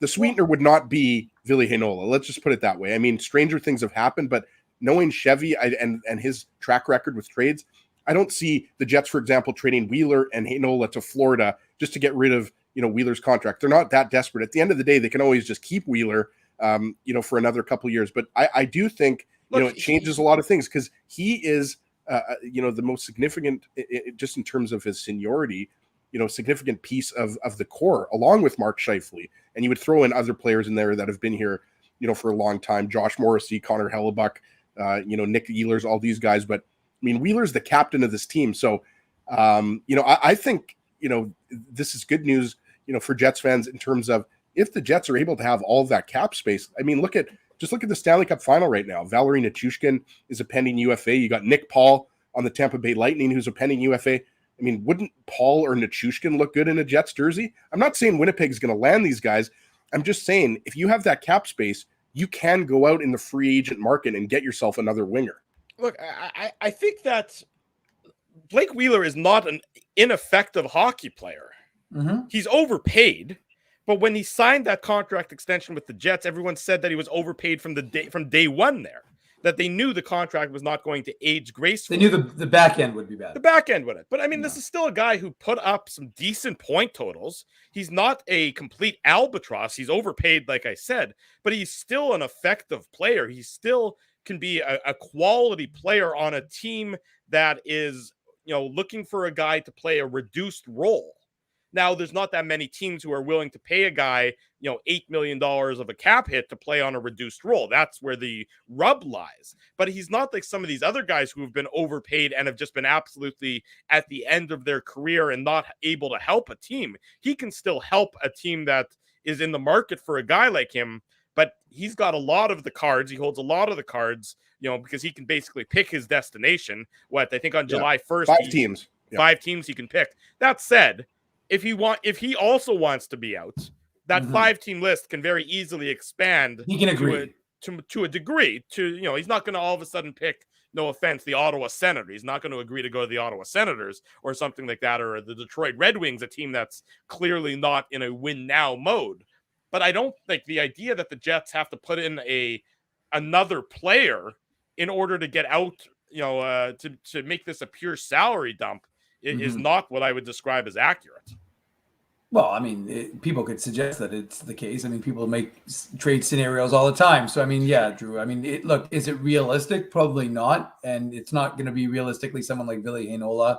And look, as I said to my question to Mike, the Jets are going to have some questions to answer because Ville Heinola is actually waiver exempt to like 24 or 25. So, I mean, like he's waiver exempt for a while. Like you don't really have to worry about him for in that. Even Dylan Sandberg is waiver exempt. Declan Chisholm, the entire left side is essentially waiver exempt from the Jets prospect pool. Really, it's only Johnny Kovacevic and Leon Gawanke who are not waiver exempt next year. So from the deep prospects, I should suggest. And so, well, and I hope that waivers don't factor in for Ville Heinola next year, Dave. Like he should. No, they don't. No, he's got. I'm saying he's got 2 more. He's got at least 2 more. No, I think what Ezzy's saying is that. No, what I'm saying is I don't see. I don't see the Jets. I don't see another year where he's with the Moose next year. That's just me. No, but I mean that's fair. But I mean, again, like I said, what does that come back to, Ezzy? That comes back to the idea that Kevin Cheveldayoff has got to figure his team out, and he's got to figure out. And number one, which is why not all this is kind of being held up, which is the reason why the PLD news being dropped unnecessarily in my mind was completely unnecessary because it's not happening, right? It's not like it's weird because on one hand, and it's funny how the Jets are so single-minded and focused, right? Like focused on getting a coach. But it's amazing to me how many other teams, like the Tampa Bay Lightning, are in the Stanley Cup Finals and they're still managing to sign players. Like they signed a guy 3 days ago. The Flames were in the Western Conference or whatever I don't remember where the Flames were, but you know what I mean? Like second round, I guess. And so they signed a player. Like teams that are in the playoffs are signing players. So it's like you've got guys you could sign. Like you get an Eric Comrie contract signed. If you want Eric Comrie to be on your team, you could get that deal signed.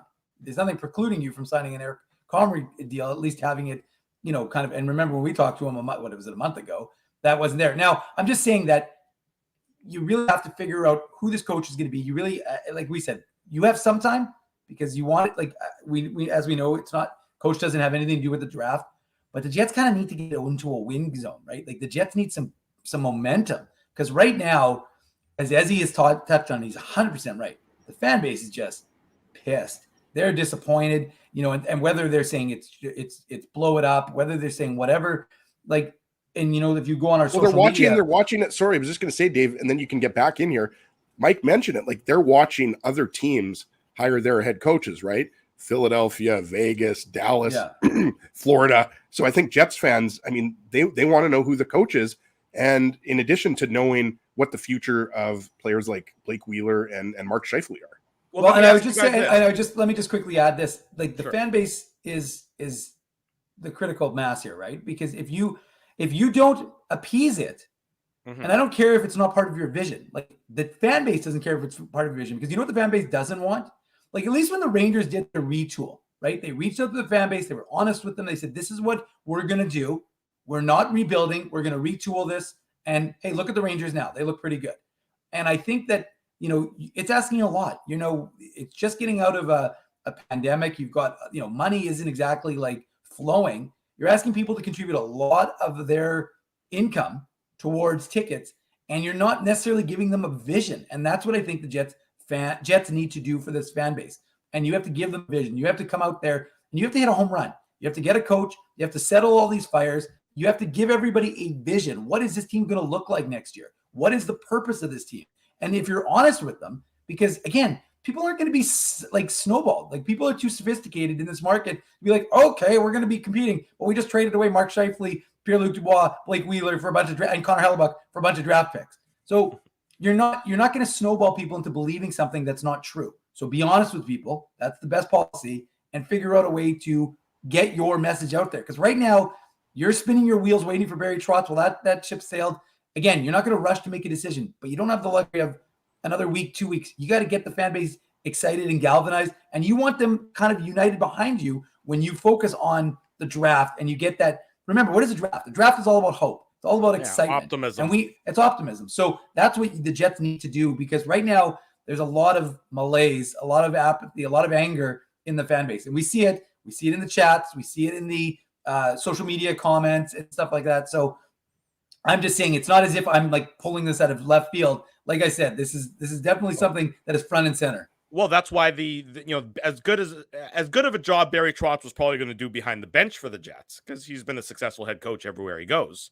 In addition to that, it was also going to be a boon for the off ice part of it, for the business side of the Jets operations. It was going to be a win for an organization that desperately needs a win, because they really haven't had a significant win in a long time now. You think about all the sort of news surrounding the Winnipeg Jets over the years. I mean, I guess the win against the Oilers in the playoff series in the bubble was a win, but there was nobody in the building. There was nobody could really get that excited about it because of all the other, everything else that was swirling around. But everything else has been a bit of a body blow over the last couple of years. Patrick Laine gets traded. Well, Patrick Laine was beloved by the fan base. And I don't want to relitigate the trade. It's not worth going into again. But again, a blow to the fan base. And then, this guy doesn't want to be here, a blow to the fan base. This guy doesn't want to be here, a blow to the fan base. All the negativity swirling about the team this year, a blow to the fan base. The Jets need some victories off the ice as much as they do on the ice. And that's why the Barry Trotz decision hurts them.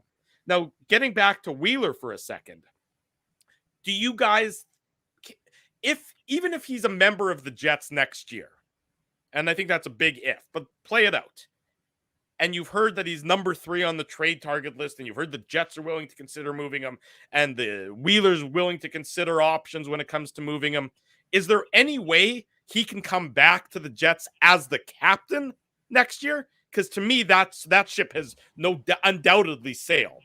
Yeah, it's a really good question, because this conversation goes back not just during the season, but it goes back a few seasons now, right? In terms of the leadership of this team, and that's not just Blake Wheeler. Mark Scheifele is in there. In terms of I'm talking about guys that their leadership has been questioned based on their on ice play and some of the stuff that's happened off the ice, right? So I mean, I think everybody could point to a Pierre-Luc Dubois or a Josh Morrissey as guys that could easily take the C. I think those guys are right at the top of the list, right? So yeah, I mean, I think to answer your question, Drew, there is a chance if Wheeler stays with the Jets. Yeah, you could see, maybe, he goes from a C to an A, and then they give it to Morrissey, or, maybe they give it to Dubois. I mean, I think Adam Lowry is in that conversation as well, guys.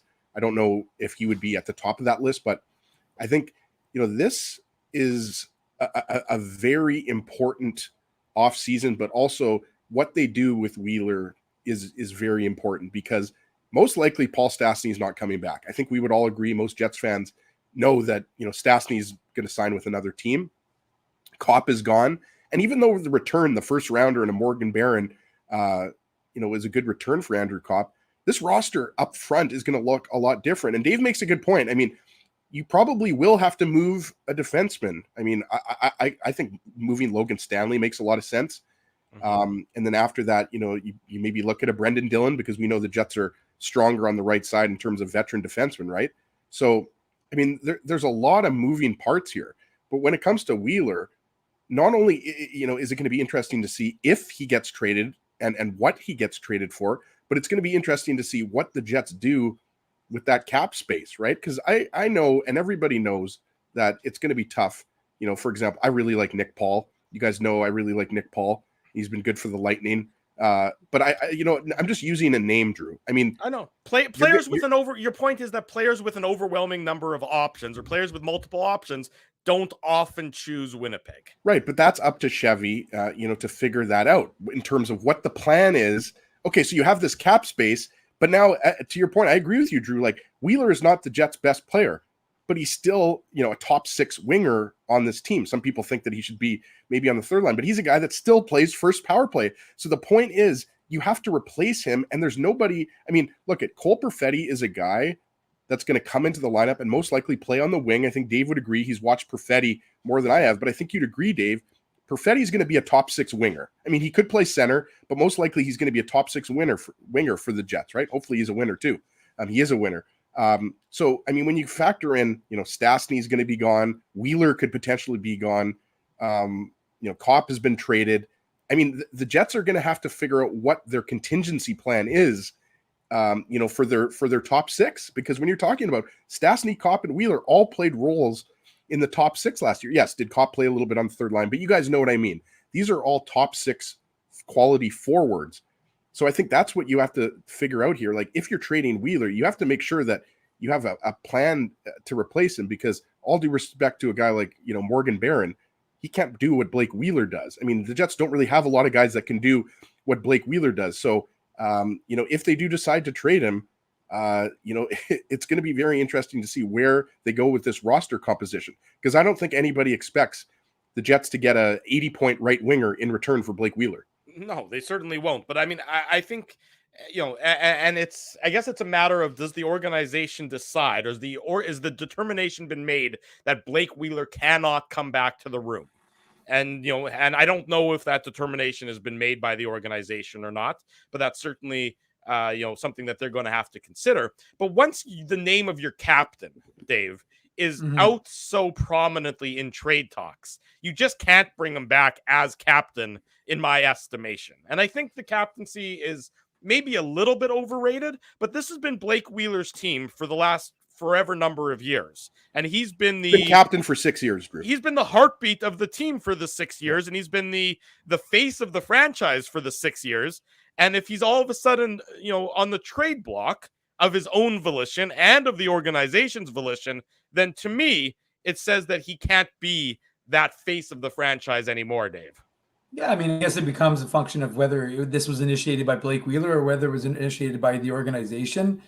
And ultimately, do I think the role of captain is overstated in the NHL? I do. I really do. I think it's completely useless, to be honest with you. I think on the ice, fine, he can be the guy who goes and speaks to the refs, but it's symbolic. Well, right, and I guess I can parallel to the Moose. I didn't talk to Jimmy Olney a ton this season, and it wasn't as if I felt that it was detrimental to being able to cover the hockey team. It made no impact. And obviously Jimmy's French speaking, and there's that. But I mean, honestly, vous parlez français, Dave? Un petit peu. And so I'm just saying that you have to think about it from that perspective. But we've got Greg coming up, so let's talk about something that's more exciting than this. Let's do that, and let's welcome to the show our very good friend, TSN's Director of Scouting, Craig Button, joins us from the Maritimes, where he's covering the Memorial Cup for TSN. Craig, good morning. Nice to see you. How are you? I'm really good, but Dave's got this raging fireplace going on in the background. Has a cold wave come into Winnipeg all of a sudden?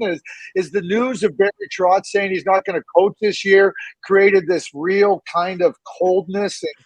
And is he freezing out Winnipeg? Is that really what it comes down to? And Dave says, I got to warm myself up.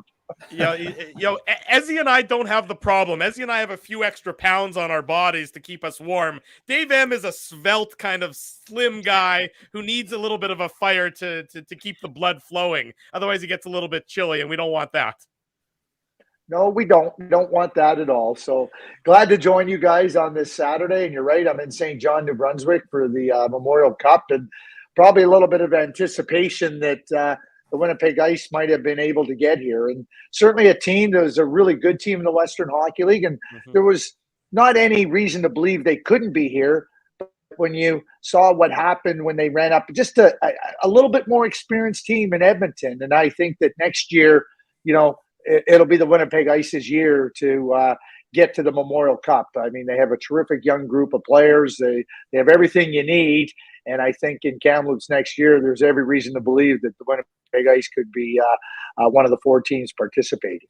Sure. And you speak about the Edmonton Oil Kings, the team that defeated the Ice, of course, and the Oil Kings were eliminated in the Memorial Cup, I believe, yesterday with their loss. So I guess, Craig, to start about the Memorial Cup, and we'll get to the draft as well. What's your impression been of the talent that's been on display and how that sort of ties into the upcoming draft, which is really only about 10 days or so away? Well, are we talking about at the Memorial Cup, Drew? Yeah, sure. Whatever. Yeah. Well, I mean, there's not many players here that are that are going to enter the NHL draft this year. I mean, there's a few players. You can look at Avery Hayes and Logan Morrison from Hamilton, and certainly you can look at Angus Booth from Shawinigan. But all in all, this tournament is about how good the teams are and the players that represent those teams. And there's a lot of first-round draft picks. I mean, we talk about Sebastian Crosby. I mean, Dylan Gunther wasn't able to play here. He got hurt in the series versus Seattle in the Western League Final. But, you got Jake Neighbors, and you got Sebastian Cosi, and you got Caden Gooley. And they're not the only one. I mean, Luke Prokop's a real good NHL prospect. We look at the 2 Shawinigan players, Xavier Bourgault and Maverick Bork, certainly Mason McTavish. Some really good talent here. And when you come to this tournament, I always say you got to keep this in mind. There's 3 league champions here. And, yes, the Edmonton Oil Kings lose.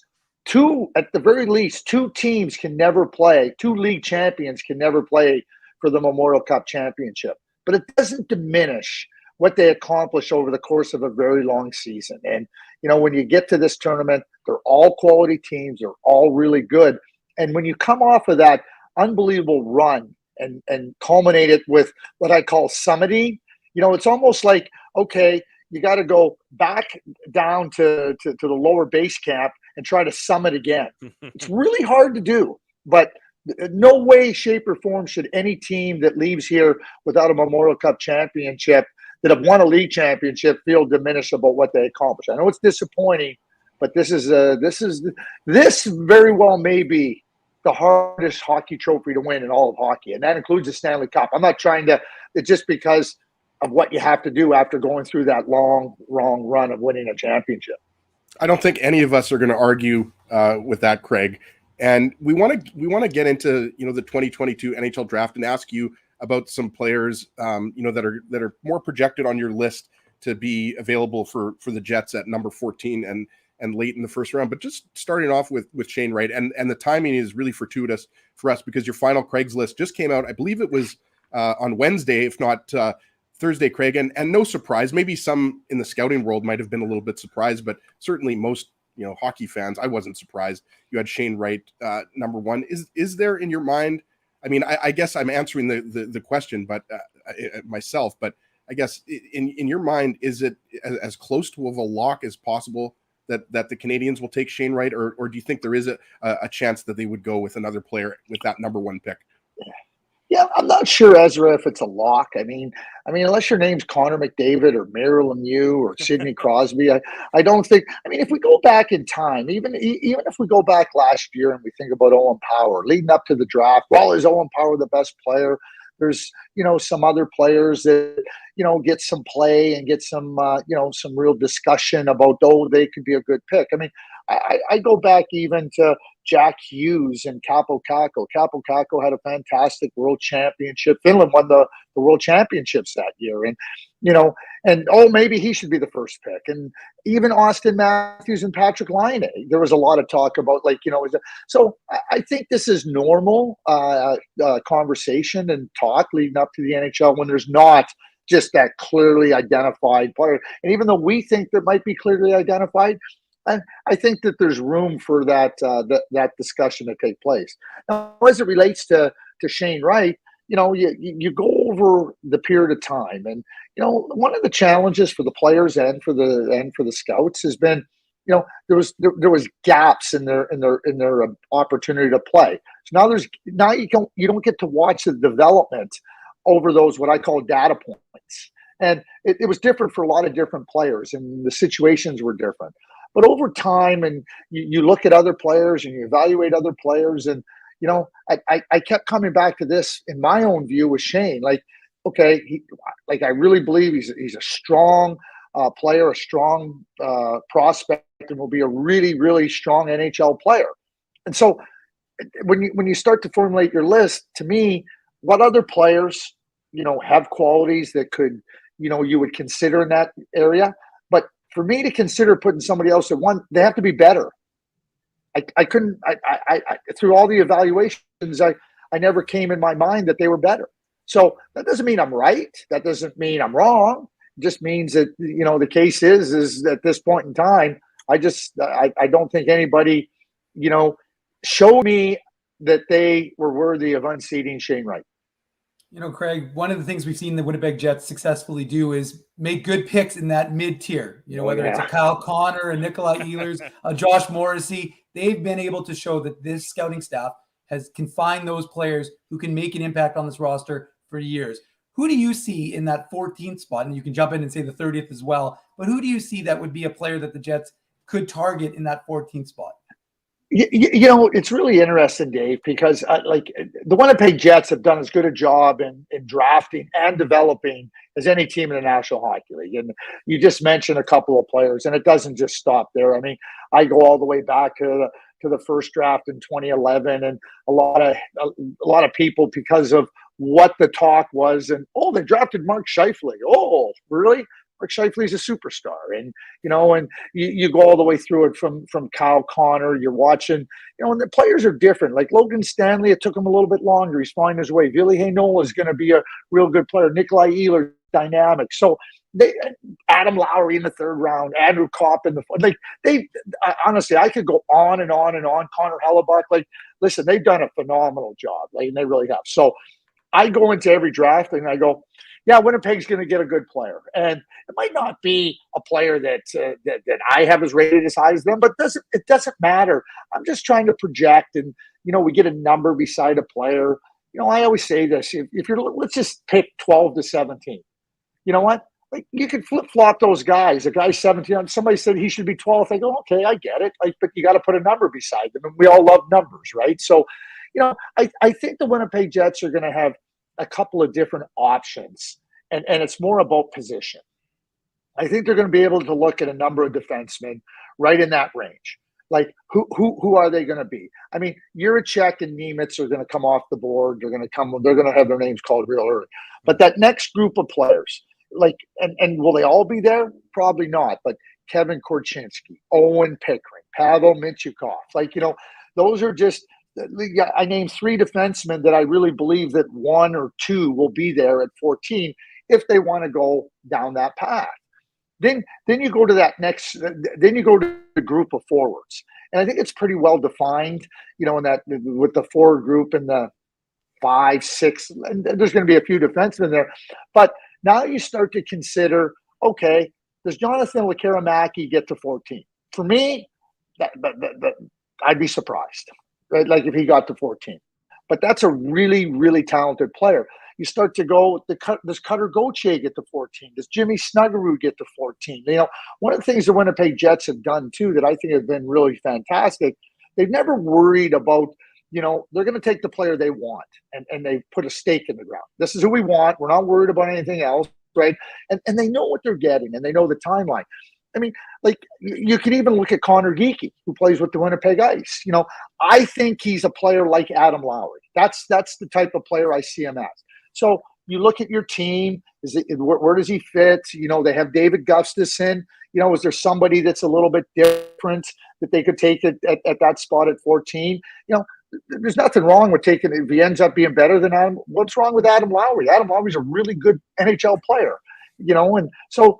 Those are some of the, and then you can look at the skill areas, right? You could look at the skill areas of Matty Savoy or Jagger Furcus. I mentioned Lekkerimäki, right? Like I mentioned the bigger wingers in Snuggerud. There's a smorgasbord there. There's a smorgasbord there of players that they can really look at. There's no goaltender there. They're not going to take a goaltender there. And believe it or not, a couple of those players might very well be available if they're and just because I always say this, Bob McKenzie, who's going to do his final ranking on Monday or Tuesday. So, he really gives you a great sense of how the NHL draft can unfold based on talking to the scouts. My list is more about projecting who I think will be the best players in 3-4 years' time. Kyle Connor went 17. I'm pretty sure I had him 5 or 6 on my final list that year, right? So, it didn't mean he was going 5 or 6. And so you might say, well, geez, you have that guy high. He went 17. I just mentioned some guys, and I said, maybe 1 or 2 of them would be there 30. And they're going, well, it happens. I'm in St. John. I just saw Thomas Chabot. Thomas Chabot went, to the Ottawa Senators, right after Kyle Connor, right?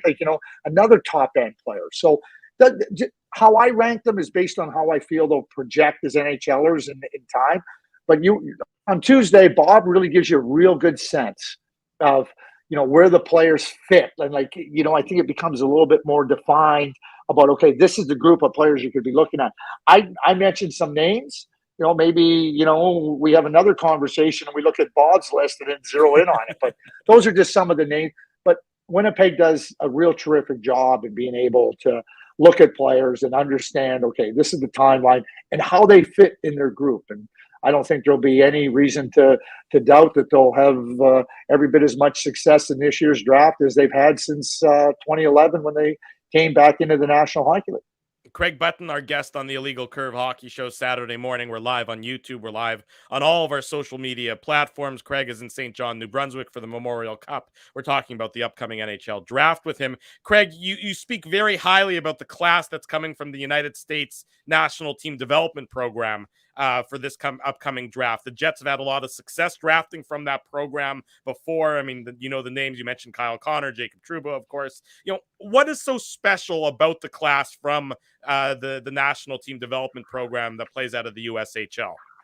Well, over time, every class is different, right? Just like every draft is different. But this is a pretty special class. And, when I go back to the 01 group, which was Jack Hughes and Cole Caulfield and Spencer Knight and Zegras and Turcotte and all those guys. And if you go back and look at it, when they came in as U16 players, they quickly advanced up to the U17 level because the previous age group wasn't that strong. The 2000 age group wasn't that strong. So 5 of those kids, Knight, York, Caulfield, Turcotte, and Hughes all went up. And, that's usually a signal that they're pretty – if you go back and look at the U18 championship last year in Dallas, just go look at all the players that are in this year's draft that are on that team. So there's a real strong indication, like Cooley was on the team and Isaac Howard was on the team and McGroarty was on the team and Hudson was on the team. You just go back and look at there was an indication that they were really talented. And that's usually the first thing. Obviously when you get to play with other good players, and it's not just playing, it's practicing, it's pushing each other, high-end players. And that's what they have. This age group just happens to have a whole lot of high-end players. And, they prosper by being around. I mentioned Gauthier and Snuggerud. They weren't there last year. And, you watch the U17 team last year and you go, yeah, they look okay. Let's watch them in the future. Let's see how they are, but they improved as much as anybody on that team. So while you're aware of Frankie Nazar and you're aware of McGroarty and you're aware of Lane Hudson, you're aware of Logan Cooley, now it just added because these other players, just kept developing. And it arguably one of the, that group of 01s, I forget what it was, 7 or 8 of them were drafted in the first round. I mean, you could have 6 or 7 drafted in this year's first round from that group. That's how deep it is. And the reason you get drafted in the first round is because you got talent and you got potential. And this team really has that. But just the whole climate and environment that they go into really pushes them, and they get good coaching, and it's pretty impressive. Craig, just getting away from that U.S. National Team Development Program, even though there's a good chance based on precedent that the Jets might take one of those guys at 14th overall or even late in the first round. I wanted to ask you about a guy like Reed Schaefer. He's a guy that's really intriguing to me. For those who haven't read Craig's list, Craig has him at number 20. And as Craig mentioned, I mean, it's obviously subjective. So it almost guarantees that he won't go exactly at 20, but there's a really good chance he'll go in the first round. And with the Jets having the 14th pick, and then I think it's number 30 overall, right, Dave, in the first round, there's always the chance. And Mark Masters had a really good piece, I believe just yesterday or 2 days ago, on tsn.ca, and talking about guys that aren't at the Memorial Cup, but almost got to the Memorial Cup. Of course, plays with Kevin Kurchinski with the Seattle Thunderbirds. Number one, and he's a guy that I read models his game after Josh Anderson. Just had 32 goals in the regular season, had 26 points in the playoffs. How would you assess Reed Schaefer, a guy that I know that a lot of people are pretty excited about? Well, they should be excited about him, and he's another perfect example of a player that you can go watch a young player and he skates pretty well, but as young players develop and they gain confidence and they start to have success in different areas of the game, that confidence grows. I call it like a revolving door of success, and you just continue to get better and you build up momentum. And I think for Reed, he didn't play a lot the year before. He didn't have the opportunity to play a lot. He wasn't ready to show what he had. But you start watching this year, and because you're going in to watch Kevin Kurchinski, it was the same thing that happened to me with Jagger Firkus. You're going in to watch Denton Mateychuk.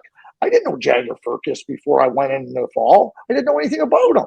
But I knew he was a fourth-round bantam draft in the Western Hockey League. He was 5'3", 125 pounds when he got drafted. But you start to watch, and you go, "Hey, there's something there. I'm going to continue to watch. I'm going to continue to watch." It was the same thing with Reed. And the thing with Reed is, it's one thing I always differentiate between with big players. Either you're a player with size, what I call tall players, or you're a player that uses his size to gain advantages. Reed's in the second category. I see lots of tall players and big players that don't gain advantages. I don't care how big they are. You know what? And for me, Reed's assertive. Reed is going as a player that's going to drive the puck to the net. He's going to create opportunities along the wall. He's going to play below the circles. And he's a really good skater. I think he's got better hands than people realize. And I think he's a really good, aware playmaker. So, when I start to watch a player like Reed, and what I'd love to do is have the draft in November, because I'd love to watch him this summer, perhaps in the World Junior Camp, and then in the early part of the year. Because I really believe that by November or December of next year, we might be talking about, whoa, I think he's got that type of potential. But because it's been a shorter window, and maybe that's where I should have put a better stake in ground. People said to me, "Oh, you got Schaefer here. And I said, I'm questioning myself if I have him high enough. And people are asking me if I have, like, oh boy, but I think that's what I just see so much potential in Reed, and I see a competitive spirit. And, I'm going to say this, and you know what? We talk about, you have to be open-minded to all types of players, and you do. But I can guarantee you this, and anybody wants to argue with me, I'll have the debate and argue. You can have one or two players that are a little bit smaller on your team if you want to have success in the NHL level. You want to have a whole lot of them, they might play. They might have a little bit of success. You're not winning with if you have a whole lot of them. As Brian Murray, the late Brian Murray said, yeah, he goes, if you have a whole lot of smaller players, you're going to be little players. You're going to be a good little team, and good little teams don't win. All we got to do is watch the playoff. Good little teams don't win, and I'm not trying to say little, but you need size and you need bulk. And so Reed Schaefer, the reason I'm coming back to Reed, like you watch the playoffs, you watch successful teams, you want Reed because it's not just about his size. Remember what I said about size. He asserts, he uses that size to gain advantages. I want him on my team. I think he's got terrific potential. Well, speaking of potential, Craig, one of the biggest things is finding those diamonds in the rough. And whether it's Connor Hellebuck in the 5th round, Andrew Kopp in the 4th round, Adam Lowry in the 3rd round, Mason Appleton in the 6th round, and it doesn't have to be Jets specific, but are there any candidates for you that are guys who, don't necessarily project in those top couple of rounds, but could end up being really nice players eventually? Yeah, you know what, Dave? It's a great question, and I think one of the things that we look at too when we're when we're evaluating, right? Like, you try to say, okay, you know what, like, well, if you think they're going to be that good, why don't you rate them higher? If you think they're going to be that good, why don't they get drafted higher? There's a management to the draft in terms of me and ranking. It shouldn't be the case, and certainly I got to keep that in mind. I mean, I can tell you this: there's a couple of players that come to mind, maybe more than a couple, but as I get into that group and players that I think have a real significant opportunity to be like players you think like Logan Morrison, who's playing for Hamilton. I've watched him for a number of years. He hasn't been drafted. He's going to turn 20, but to me, he is like so. I see so many similarities between him and David Krejci. So David Krejci happened to be a second-round draft pick. David Krejci ended up being just a terrific player that really found his way as a really strong second-line center. You start to go to some of the other players like Elias Salomonsson, who's a right shot defenseman from Sweden. I mean, he's another player that to me has so many elements to his game, and I talk about wanting you like to fast forward it and see where he's at in 6 months, because I think he could be so much better and whatnot. Adam Sikora played in the World Championships for Slovakia. He's a 17-year-old kid playing in the World Championships. How impressive is that? Cameron Lund, who played down in Green Bay. You watch him early, you kind of say, oh, geez, he's got something. He's got more than I thought. Oh, he's better than I thought. Those are a handful of players. I mean, I can go through a couple, like Yanni Neiman, who's a big center, Topi Roney, a big, powerful center, Jordan Gustafson, who plays in Seattle. I mean, these are just a few of the players that I mentioned, off the top of my, well, not off the top of my head, but, that I would put into that category of players that can, Brandon Lozowski, who plays in Saskatoon, he had 31 or 32 goals, I believe. Like, he's 5'9", maybe 5'9", whatever he is. He's a spark plug. You watch him play, like he's got some power in his lower body. He's got drive in his game. He's hungry in and around the net. And, I know talking to his agent and the different people over time, you're not giving him enough credit. And I continue to think to myself, am I giving him enough credit? And should I give him more credit? But and here I am talking about him glowingly, which kind of probably tells me, I should give him more credit, right? And kind of the old damn the torpedoes and just go with it. But, players come in different sizes and shapes and forms. And, you start to Maverick Lamoureux, who's a 6'7" defenseman. Like in the second, he's like, I don't know if he'll go in the first round. But he's not. He'll be drafted in the second round because, and whether it be a team with multiple picks, because you just watch the playoffs. I mean, I had somebody say to me, Eric Chernak was raw, and he was a second round pick, and they said like Maverick Lamoureux could be very similar. Well, if you ask somebody, do you want an Eric Chernak type? Who's going to say no? No, nobody's going to well, if you say no, you don't know what it takes to win in the playoffs and to build a playoff team. The proverbial warrior, like you said, talking about the playoffs, Craig, shifting away from the Memorial Cup, shifting away from the draft. You're a man of many hats for our friends at TSN. When you're watching the skill and the talent and the speed on display between Tampa and Colorado, I mean, it's fantastic hockey.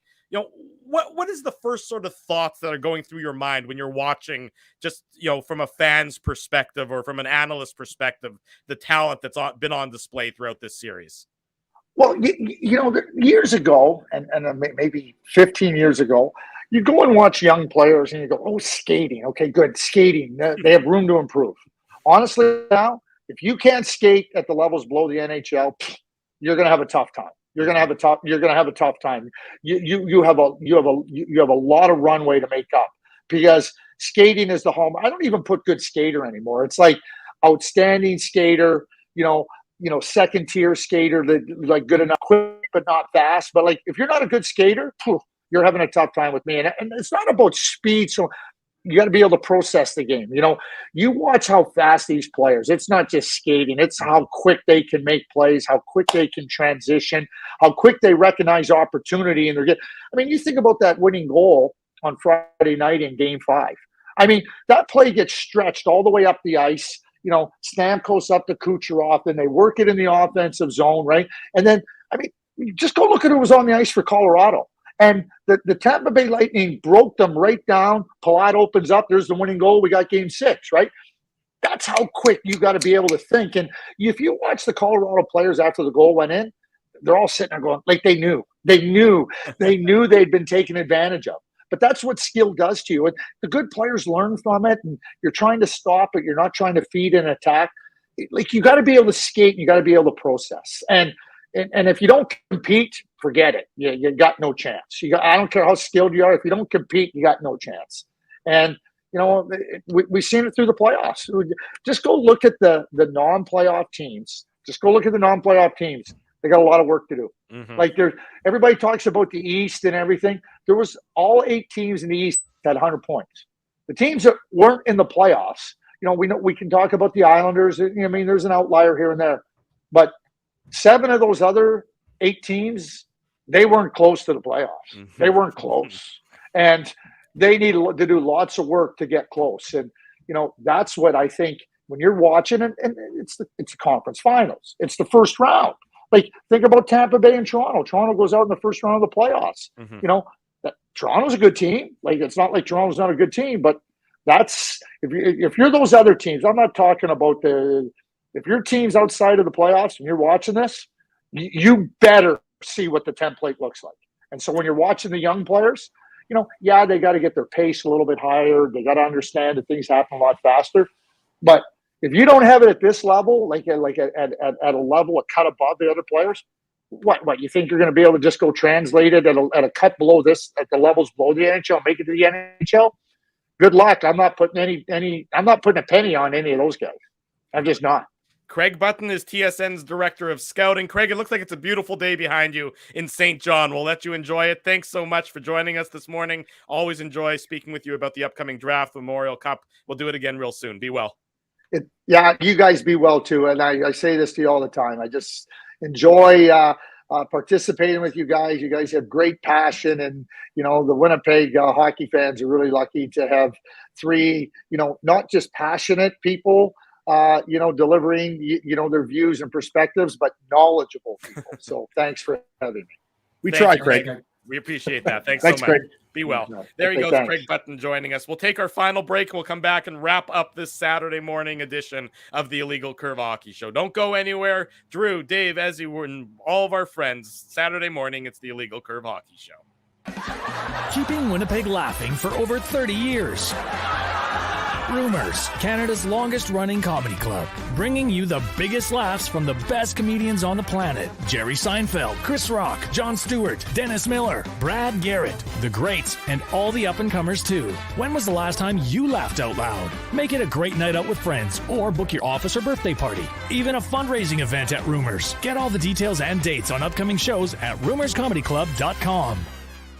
Hi, Ez. A strange question for you. But why are you lying on the ground being crushed by a piano? Well, Drew, I definitely tried to carry this baby grand piano down the stairs by myself, and somehow I failed miserably. Right. I'm sorry. That was a silly question on my part. My apologies. Would you like me to call Rolly's Transfer Moving and Storage to help you move the piano? They are the most experienced piano moving company in Winnipeg, after all. Yes, please call Rolly's and hurry. This piano is very, very heavy. Rolly's Transfer Moving and Storage offers stress-free residential moving services while taking great care of your personal belongings, including your piano. At Rolly's, no job is too big or too small. For more information, visit rollys.com.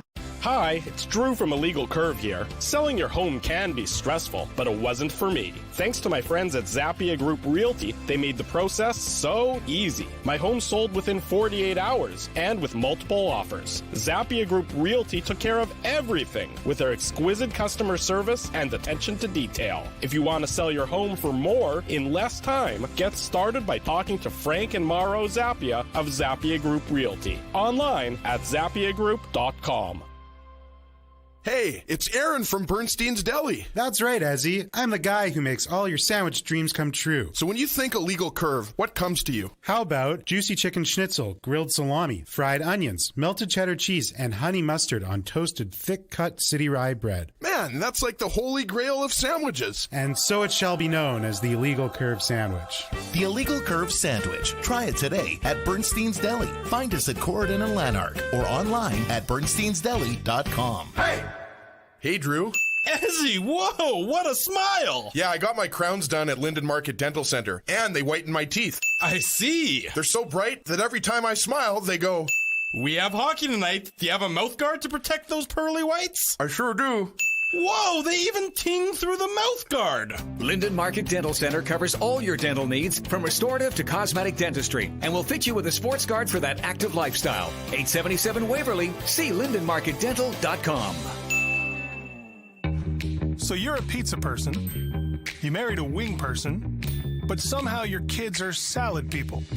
You can't pick your fam, but you can pick your BP meal deal.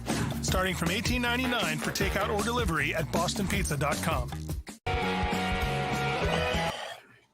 Big thank you to Craig Button. Before him, big thank you to Mike McIntyre for joining us on this morning's Illegal Curve Hockey Show. You know there's a lot of Winnipeg Jets news when you're in the middle of the Stanley Cup Finals, and we did not even for a second talk about the games and the series between the Lightning and the Avalanche. That's just how busy of a week it has been. I mentioned the Cup final. But... Okay, well, fine. Thank you. But we mentioned it in passing at absolute Which is best. a shame, actually, because it actually has been very good.